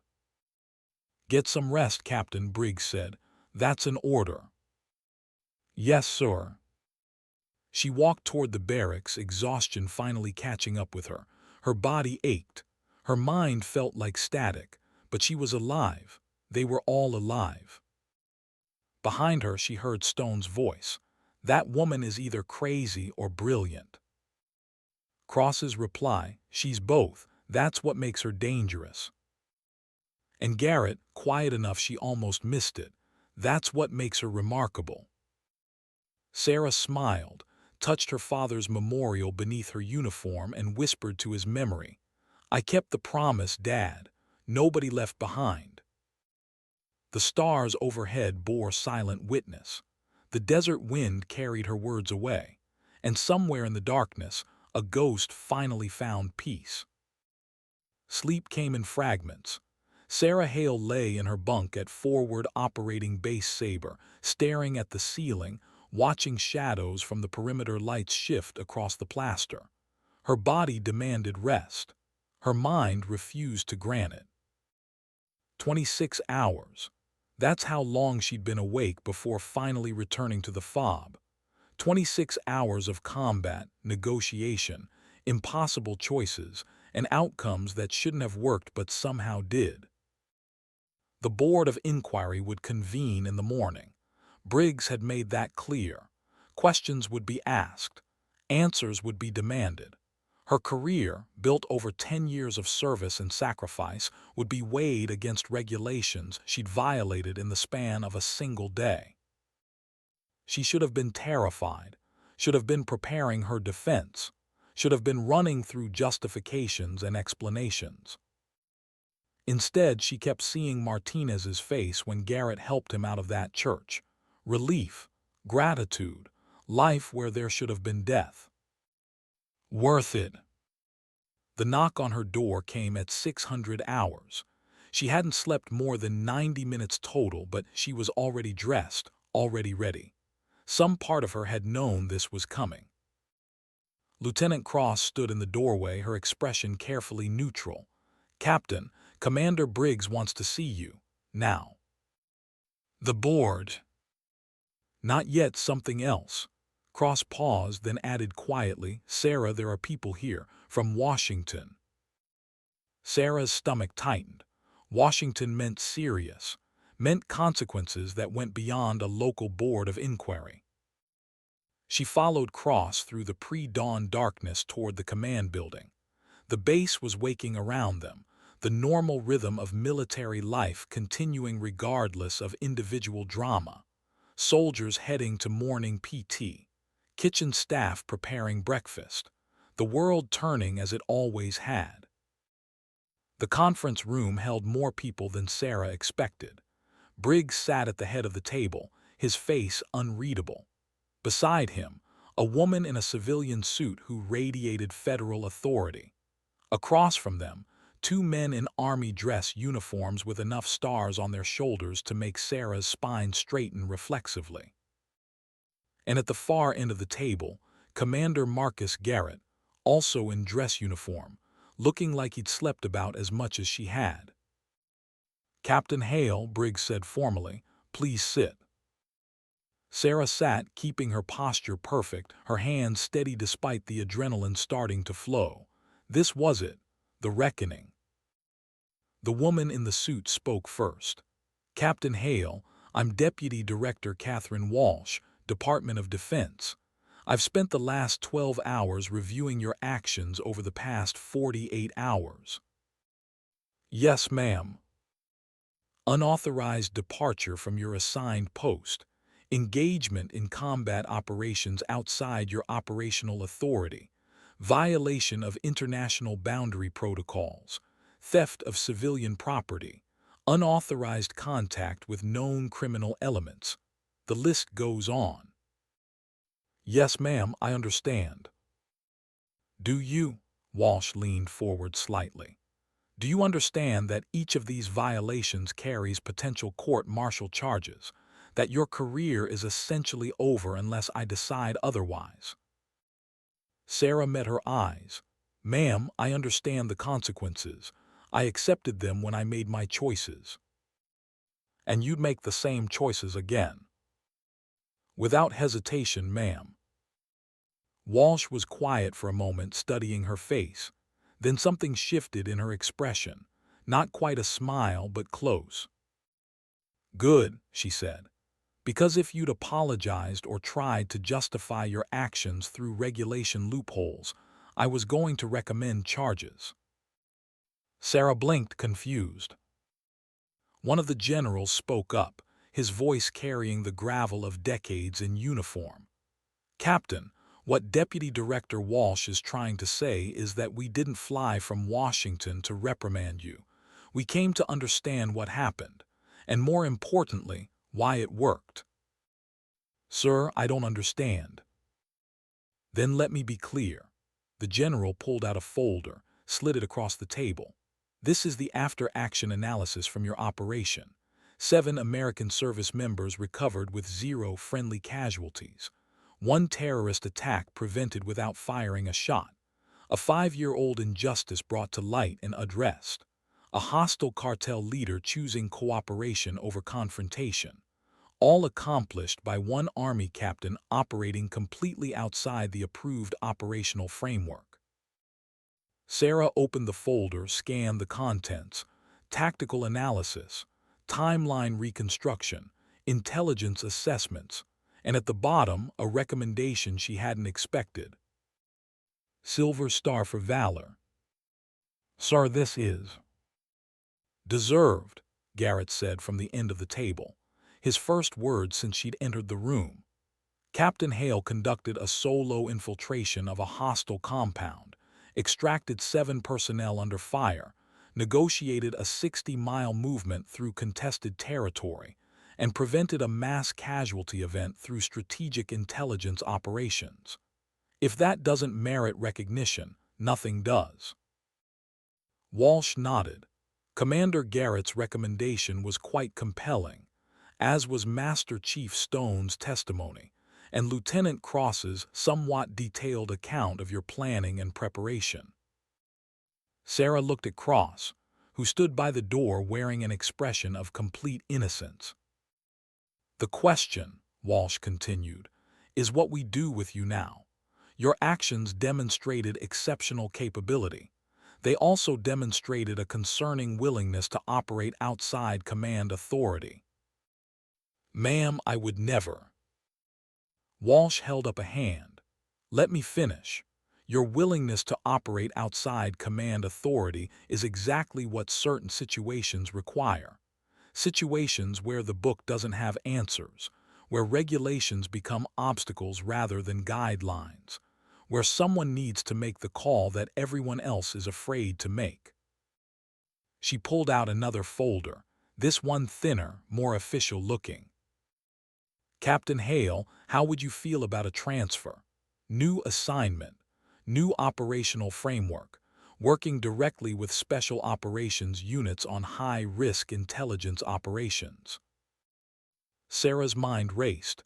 Ma'am, are you offering me a position with Joint Special Operations Command, specifically working as an embedded intelligence officer with SEAL teams conducting operations in complex environments? You'd have operational authority to make real-time decisions. You'd also have oversight to prevent, let's say, enthusiastic interpretation of orders. It was everything Sarah had never known she wanted. A chance to work at the edge, where her skills mattered most, where the distance between intelligence analysis and operational execution disappeared. But there was something in Walsh's eyes, a test, a challenge. What's the catch? Sarah asked. Walsh smiled properly now. The catch is that you'd be working very closely with SEAL Team 5, under the operational command of Commander Garrett. Can you handle that? Sarah glanced at Garrett, who was watching her with an expression that mixed professional respect and something else. Something that had been building between them through shared danger and impossible choices. I think we've demonstrated we can work together effectively, ma'am. Indeed you have. So here's what's going to happen. Walsh stood, the room standing with her. The Board of Inquiry is canceled. Your record will reflect a successful special operations mission conducted under emergency authority. You'll be recommended for the Silver Star, and you'll receive orders transferring you to JSOC within 30 days. Ma'am, I don't know what to say. Say yes, Captain. Sarah came to attention. Yes, ma'am, thank you, ma'am. Don't thank me yet. This job will make the last 48 hours look like a training exercise. Walsh moved toward the door, paused. And Captain, the next time you decide to rewrite operational doctrine, maybe give someone in the chain of command a heads up first. Yes, ma'am. Walsh left, the generals following. Briggs remained, looking at Sarah with an expression that might have been pride. You scared the hell out of me, Captain. I know, sir, I'm sorry. Don't be, you did what needed to be done. You brought my people home, that's all that matters. He stood, extended his hand. It's been an honor serving with you. Sarah shook his hand, felt the weight of respect in his grip. The honor was mine, sir. Then he was gone too, leaving Sarah alone in the conference room with Garrett. The silence stretched between them, comfortable but charged with everything unsaid. So Garrett said finally, JSOC. Apparently. Working with SEAL teams. Seems that way. With me specifically. Sarah turned to face him fully. Is that going to be a problem, Commander? Marcus, when we're not in front of brass, call me Marcus. Is that appropriate? Sarah, you walked into hell alone to pull me and my team out of a cartel compound. You traded yourself as hostage to prevent a terrorist attack. You rewrote the playbook on crisis negotiation in about 12 hours. I think we're past worrying about what's appropriate. She smiled despite herself. Fair point. Garrett moved closer, not quite invading personal space, but close enough that she could see the fatigue in his eyes, the stubble on his jaw, the small scar above his left eyebrow that she'd never noticed before. There's something I need to say, he continued. Back in that church, when you stayed behind, when you became collateral for a promise you had no guarantee you could keep, I understood something. What's that? That you're remarkable in every way that matters, he paused. I lost my wife 3 years ago, car accident, random, meaningless, and I swore I wouldn't let anyone that close again, wouldn't risk that kind of loss, but watching you work, watching you care so much about people you barely knew, watching you honor your father's memory by being the person he never got the chance to become. He stopped, met her eyes. You make me want to risk it again. The confession hung between them, vulnerable and honest. I'm not good at this, Sarah said quietly.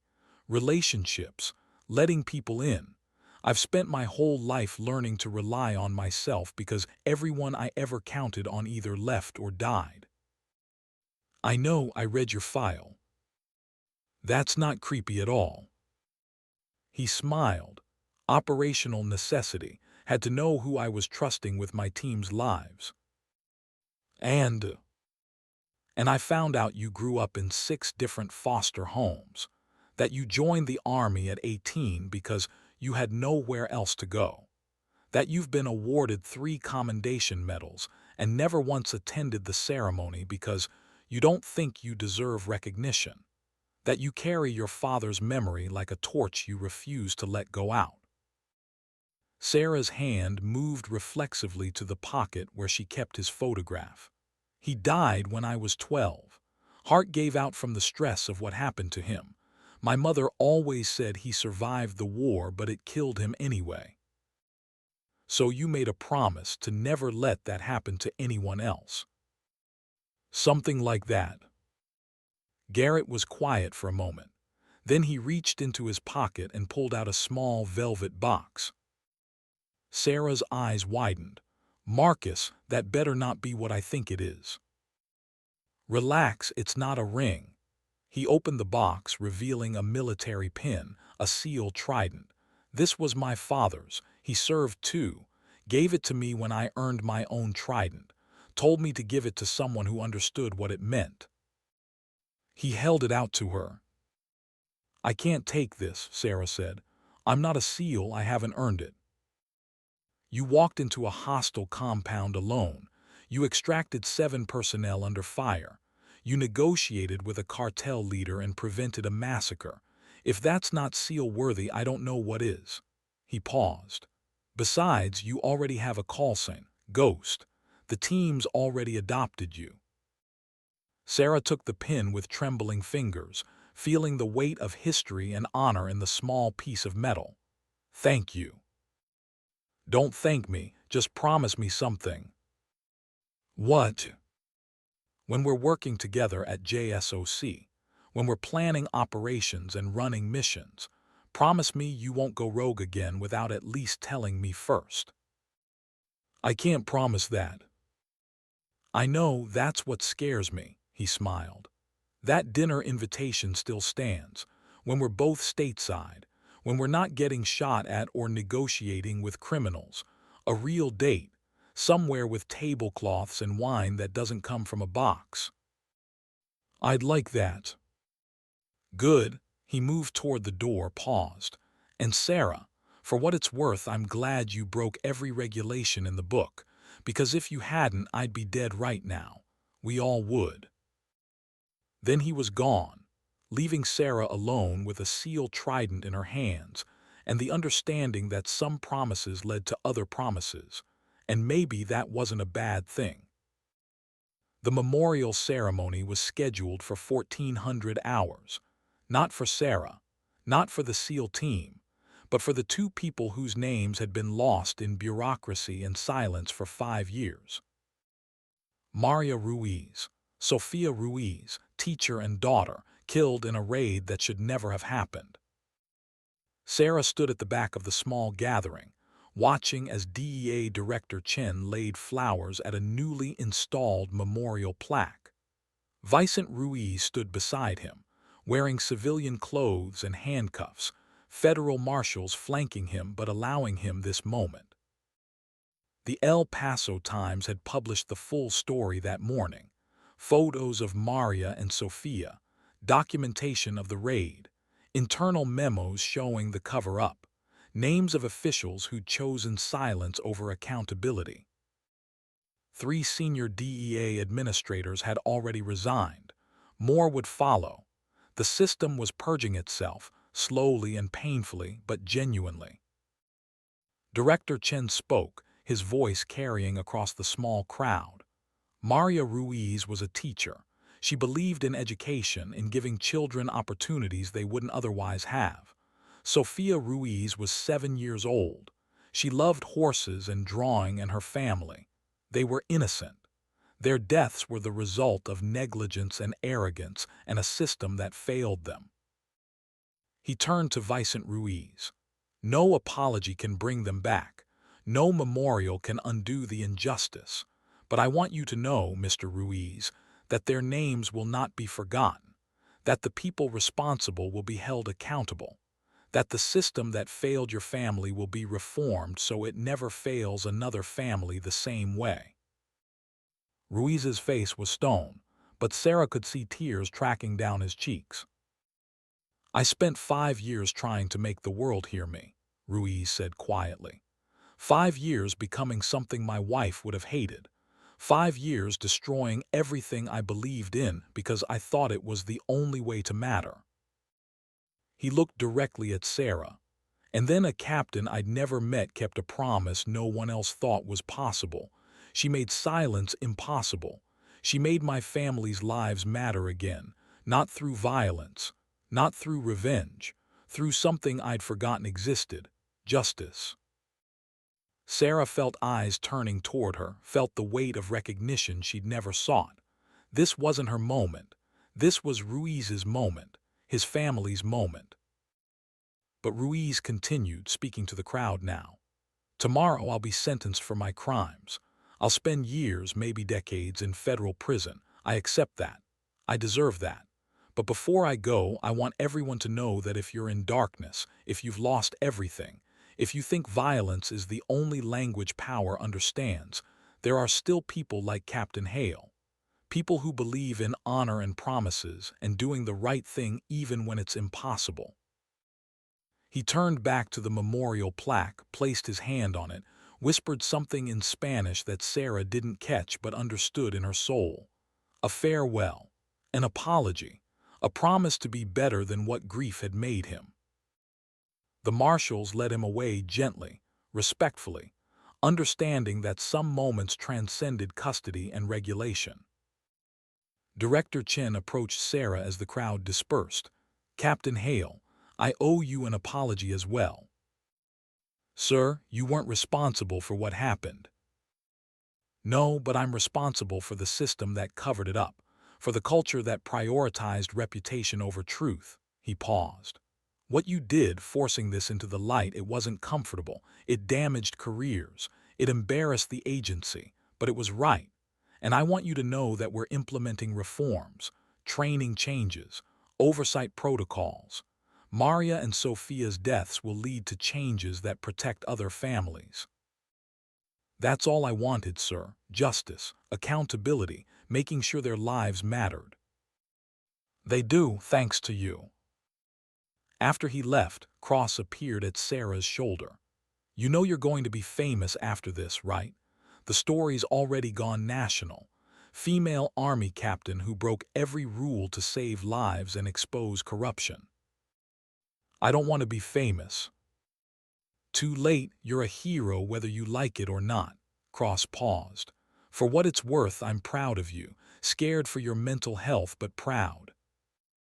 Sarah laughed despite herself. "Thanks, V. So JSOC, huh? Working with Garrett's team." "Apparently. You know he's half in love with you, right?" "That's ridiculous." "Is it? Sarah, the man has been making puppy eyes at you for months. Now you're going to be working together in high-stress situations. That's either going to end really well or spectacularly badly." "I'm betting on really well." Cross grinned. "Me too." The next morning, Sarah stood in the same conference room where her career had almost ended. This time, the audience was different. SEAL Team 5 in full dress uniform, Commander Briggs, Deputy Director Walsh, a photographer from the Army Times, and a general whose job was to pin medals on people who'd done extraordinary things. The citation was read aloud, words that turned chaos and desperation into something that sounded planned and noble. Silver Star for valor, for actions above and beyond the call of duty, for demonstrating exceptional courage in the face of overwhelming odds. The general pinned the medal on her chest, his voice carrying across the room. "Captain Hale, your actions represent the highest traditions of military service. You remind us all why we wear this uniform." Sarah stood at attention, feeling the weight of the medal, the eyes of people she respected, the understanding that this moment would define how others saw her for the rest of her career. But what she felt most was the promise kept, the legacy honored. After the ceremony, as people dispersed and photographs were taken, Stone approached her with something in his hand. "Captain, the team wanted you to have this." It was a patch, custom made. The SEAL trident in the center but ghosted out in gray. Above it, one word, Ghost. Below it, Team 5. "You're one of us now," Stone said simply, "whether you like it or not." Sarah took the patch, felt emotion threatening to overwhelm her professional composure. "I don't know what to say." "Say you'll watch our backs the way you did in Black Canyon. That's all we need." Martinez stepped forward, the SEAL she'd never met before rescuing him from that church. "Ma'am, I just wanted to say thank you for coming for me, for not giving up when everyone else said to wait." "Martinez, you would have done the same." "Maybe, but you actually did it." He extended his hand. I owe you my life." Sarah shook his hand, saw the gratitude in his eyes, understood that this was what mattered. Not medals, not recognition, but the knowledge that someone was alive who shouldn't be, and that choice had been worth every violation, every risk, every consequence. The team gathered around her, these warriors who'd accepted her as one of their own, and for the first time in her life, Sarah Hale understood what it meant to have a family by choice rather than by blood. Garrett waited until the others had dispersed before approaching. He was wearing his dress blues, the uniform that made him look less like a warrior and more like a recruiting poster. But his eyes held the same intensity she'd seen in that compound, in the desert, in the church. "So, Ghost, you ready for this?" "For JSOC, I think so." "I meant for dinner, tonight. That Italian place in town, the one with actual tablecloths." Sarah smiled. "That sounds suspiciously like a date, Commander." "Marcus. And yes, it is absolutely a date. I figure we've been through enough life and death situations to skip the awkward getting to know you phase. What if we discover we don't actually like each other when we're not getting shot at? Then we'll have a nice dinner and part as friends, but I don't think that's going to happen." "Why not?" He stepped closer, close enough that she could see the flecks of gold in his eyes, the way his jaw tightened slightly when he was trying to find the right words. "Because I've seen you at your best and your worst. I've seen you terrified and determined. I've seen you make impossible choices and keep impossible promises, and every single time I've thought the same thing." "What's that?" "That I want to know everything about the person who walks into hell alone because she refuses to leave people behind. That I want to understand what drives someone to care that much. That I want to be worthy of the kind of loyalty you show to people you barely know." Sarah's breath caught. "Marcus, I know it's fast. I know we barely know each other outside of crisis situations. I know there are regulations and complications and 1,000 reasons to keep this professional. But Sarah, life's too short and too uncertain to ignore this. Whatever this is." She thought about her father, who died at 31 from the accumulated stress of 3 weeks alone. She thought about Garrett's wife, taken in a random car accident. She thought about Maria and Sophia Ruiz, killed for being in the wrong place at the wrong time. Life was short, uncertain, precious. "Pick me up at 1900 hours," she said, "and Marcus, wear something that isn't camouflage." He grinned, the expression transforming his face from warrior to something softer. "Yes, ma'am."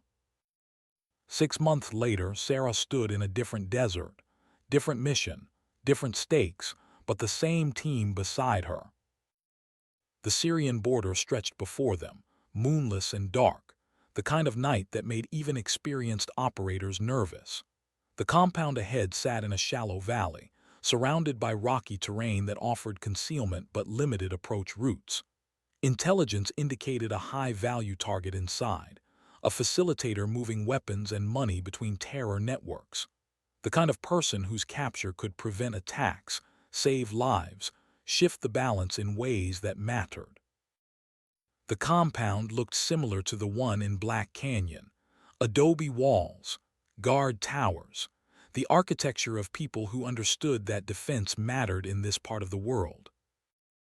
But everything else was different. This time, she wasn't alone. This time, she had a full SEAL team at her back, Stone on her left, moving with the quiet efficiency of a man who'd done this 1,000 times. Martinez on her right, the SEAL she'd pulled from that church in El Paso, now watching her back the way she'd watched his. Cross-coordinating medical support from the Tactical Operations Center miles away, her voice a steady presence in Sarah's earpiece. Morrison and Chen, recovered from their injuries, providing overwatch from the ridgeline above. And Garrett, running the operation with the kind of calm confidence that came from knowing his team could handle anything, from knowing that the woman he loved was the best intelligence officer he'd ever worked with. "Ghost, you seeing what I'm seeing?" His voice came through her earpiece, professional but warm in a way that only she would recognize. Sarah adjusted her scope, studied the compound's northern wall with the kind of attention to detail that had become second nature over 6 months of operations with JSOC. 2 guards, both carrying AK variant rifles, both moving in a pattern that suggested training but not discipline. Shift change in 90 seconds, just like the intelligence had predicted. Just like she'd predicted. Affirmative. 2 guards, predictable pattern, shift change in 90 seconds. Can you get us in? She smiled behind her night vision goggles, remembering a different compound, a different night, when getting in had meant going alone against impossible odds. Is that even a question? Just checking. Wouldn't want you going rogue on me. Not without telling you first. We had a deal. Garrett's chuckle came through the comm, carrying 6 months of shared operations, shared danger, shared trust. Copy that. Team, stand by. Ghost has the con. Sarah felt the weight of those words. Not just the tactical authority they granted, but the deeper meaning beneath. The understanding that in this moment, with this decision, these warriors were following her lead because they knew she'd never steer them wrong. Because she'd proven, again and again, that her intelligence was solid, her judgment was sound, and her commitment to bringing everyone home was absolute. She checked her watch, calculated the timing, visualized the approach route with the kind of three-dimensional awareness that came from studying terrain until it became part of her consciousness. The shift change would create a window. 15 seconds when attention was divided, when the old guards were tired and the new guards weren't fully alert. 15 seconds to move from the wadi to the wall, to breach the perimeter, to become ghosts inside the enemy's stronghold. 15 seconds, that could mean the difference between mission success and catastrophic failure. Moving in 30 seconds, she said quietly, her voice carrying the calm certainty of someone who'd done this before and would do it again. Martinez, Stone, you're with me on the north wall breach. Garrett, bring the rest of the team through the eastern approach. We breach simultaneously in 3 minutes. Chen, Morrison, if anyone tries to leave the compound, you have permission to engage. Copy, Ghost, Chen's voice steady and professional. Understood.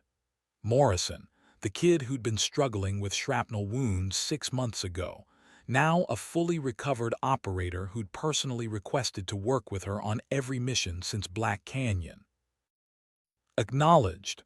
Garrett's response carrying layers of meaning, trust, respect, love carefully contained within professional boundaries because they were on a mission and personal feelings had to wait.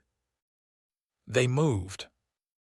Sarah led the way, using the terrain with practiced efficiency, her movements fluid and silent. Stone and Martinez followed, 3 shadows crossing ground that would have been impossible to traverse in daylight, but became navigable in darkness for operators who trained until movement without thought became possible. The wall appeared ahead, 8 feet of adobe and stone, the same height as the wall in Black Canyon, but Sarah approached it differently now. Not as a lone operator gambling everything on surprise and chaos, but as part of a coordinated team with backup and support, and the certainty that if things went wrong, people would come for her. The way she'd come for them. She reached the wall as the shift change began, heard voices on the other side, guards exchanging pleasantries, the brief moment of lowered vigilance that happened during transitions. Stone boosted her up, Martinez providing security, their movements synchronized from months of training together. Sarah cleared the wall, dropped into the compound, weapon up and tracking. The new guards hadn't reached their posts yet. The old guards were walking away.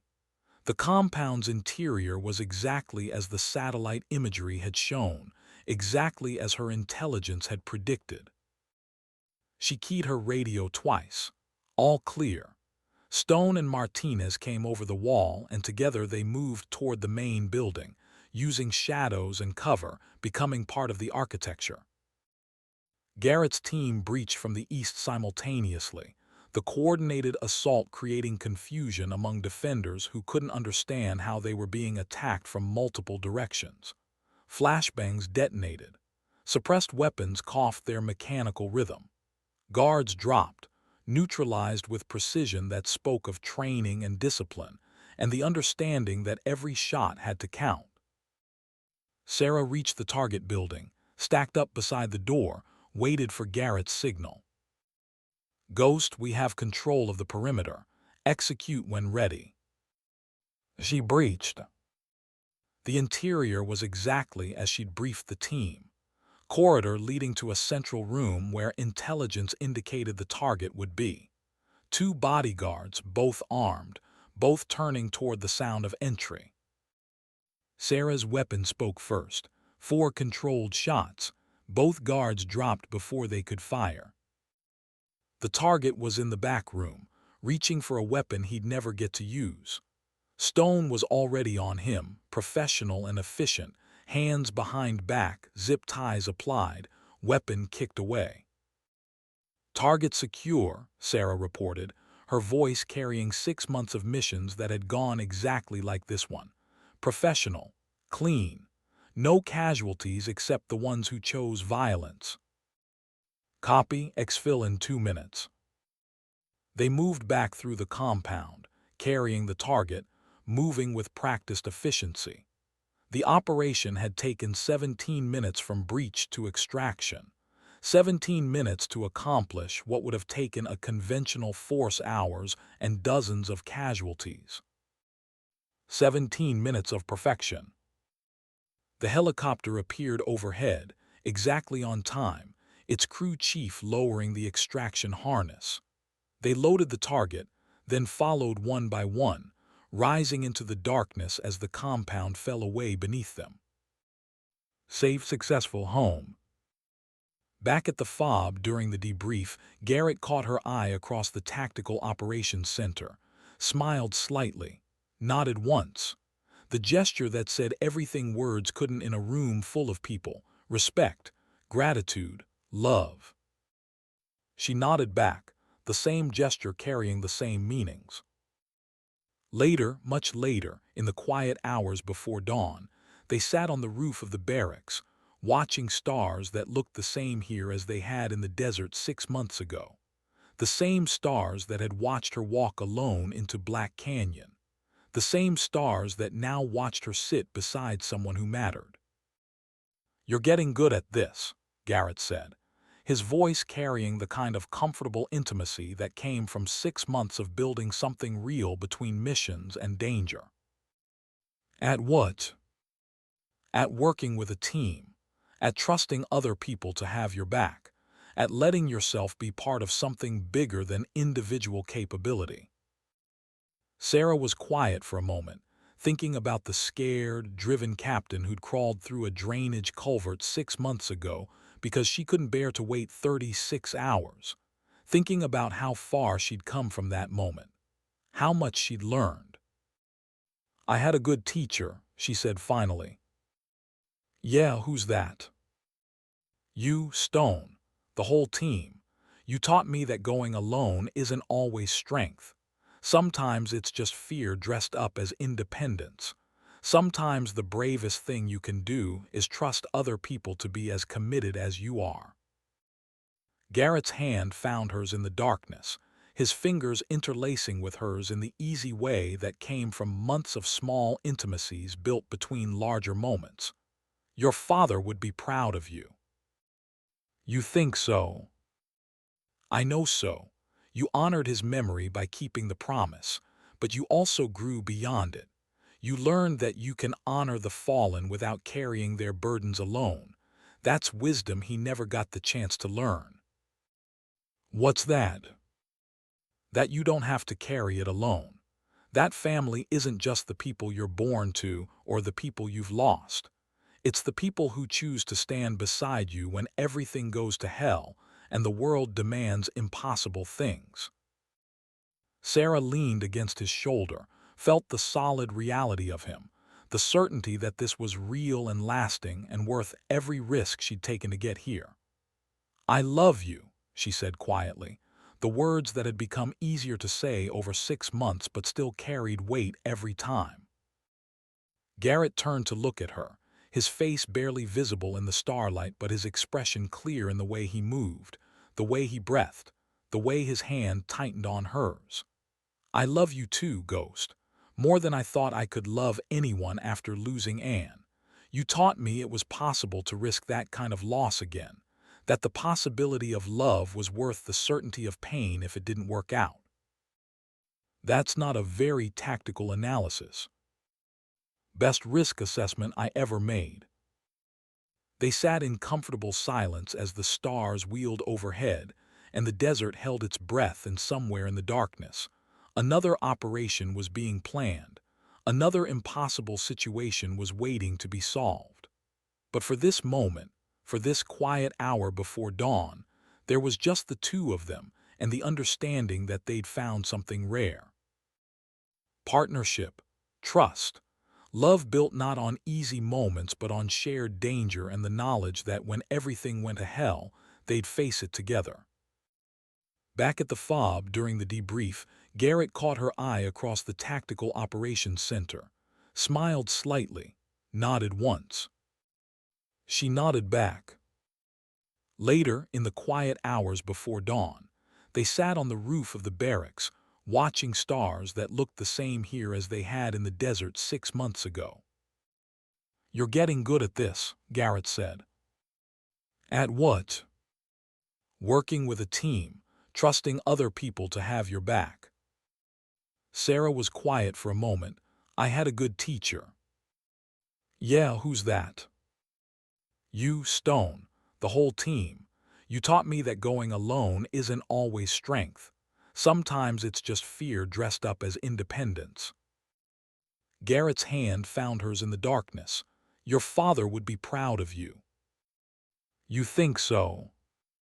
"I know so. You kept his memory alive. You honored what he stood for, but you also learned something he never got the chance to." "What's that?" "That you don't have to carry it alone. That family isn't just the people you're born to. It's the people who choose to stand beside you when everything goes to hell." Sarah leaned against his shoulder, felt the solid reality of him, the certainty that this was real and lasting and worth the risk. "I love you," she said quietly, the first time she'd said it, the words she'd been carrying for months but hadn't known how to voice. Garrett turned to look at her, his face barely visible in the starlight. "I love you too, Ghost. Have since the moment you walked into that compound alone to pull us out, maybe before." That's not a very good tactical decision. Best one I ever made. They sat in comfortable silence as the stars wheeled overhead and the desert held its breath, and somewhere in the darkness, another operation was being planned. Another impossible situation was waiting to be solved. But Sarah wasn't afraid. She had a team.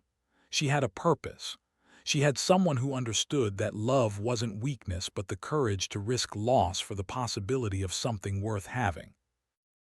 She had kept her father's promise, nobody left behind. And in keeping that promise, she'd found something she'd never expected.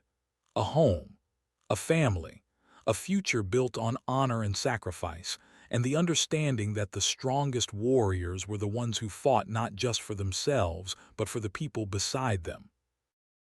The sun rose over the desert, painting the world in shades of gold and amber. A new day, a new mission, a new chapter in a story that had begun with a daughter's promise to a father she barely knew and had become something more, something lasting. Sarah Hale touched the photograph she still carried, added now with a second memento, a gift from Garrett on their first month together.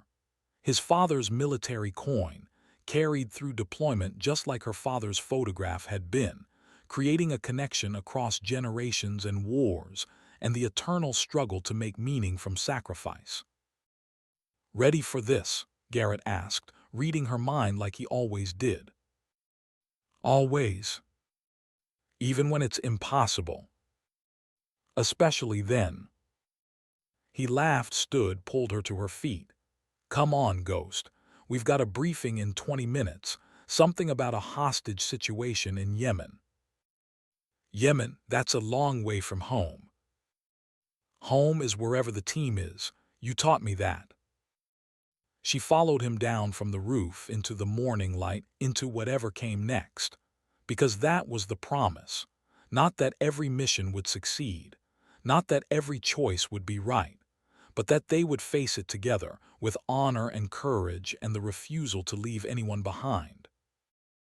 The ghost of Black Canyon had become the heart of SEAL Team 5. The woman who walked alone had learned to run with a pack. The daughter who'd carried her father's memory had forged it into something whole and strong and enduring. Some stories ended with medals and recognition. Sarah's story ended with something better, with family found in the fire, with love earned through shared danger, with the understanding that the greatest victories weren't the ones that made headlines, but the ones that brought people home. Nobody left behind.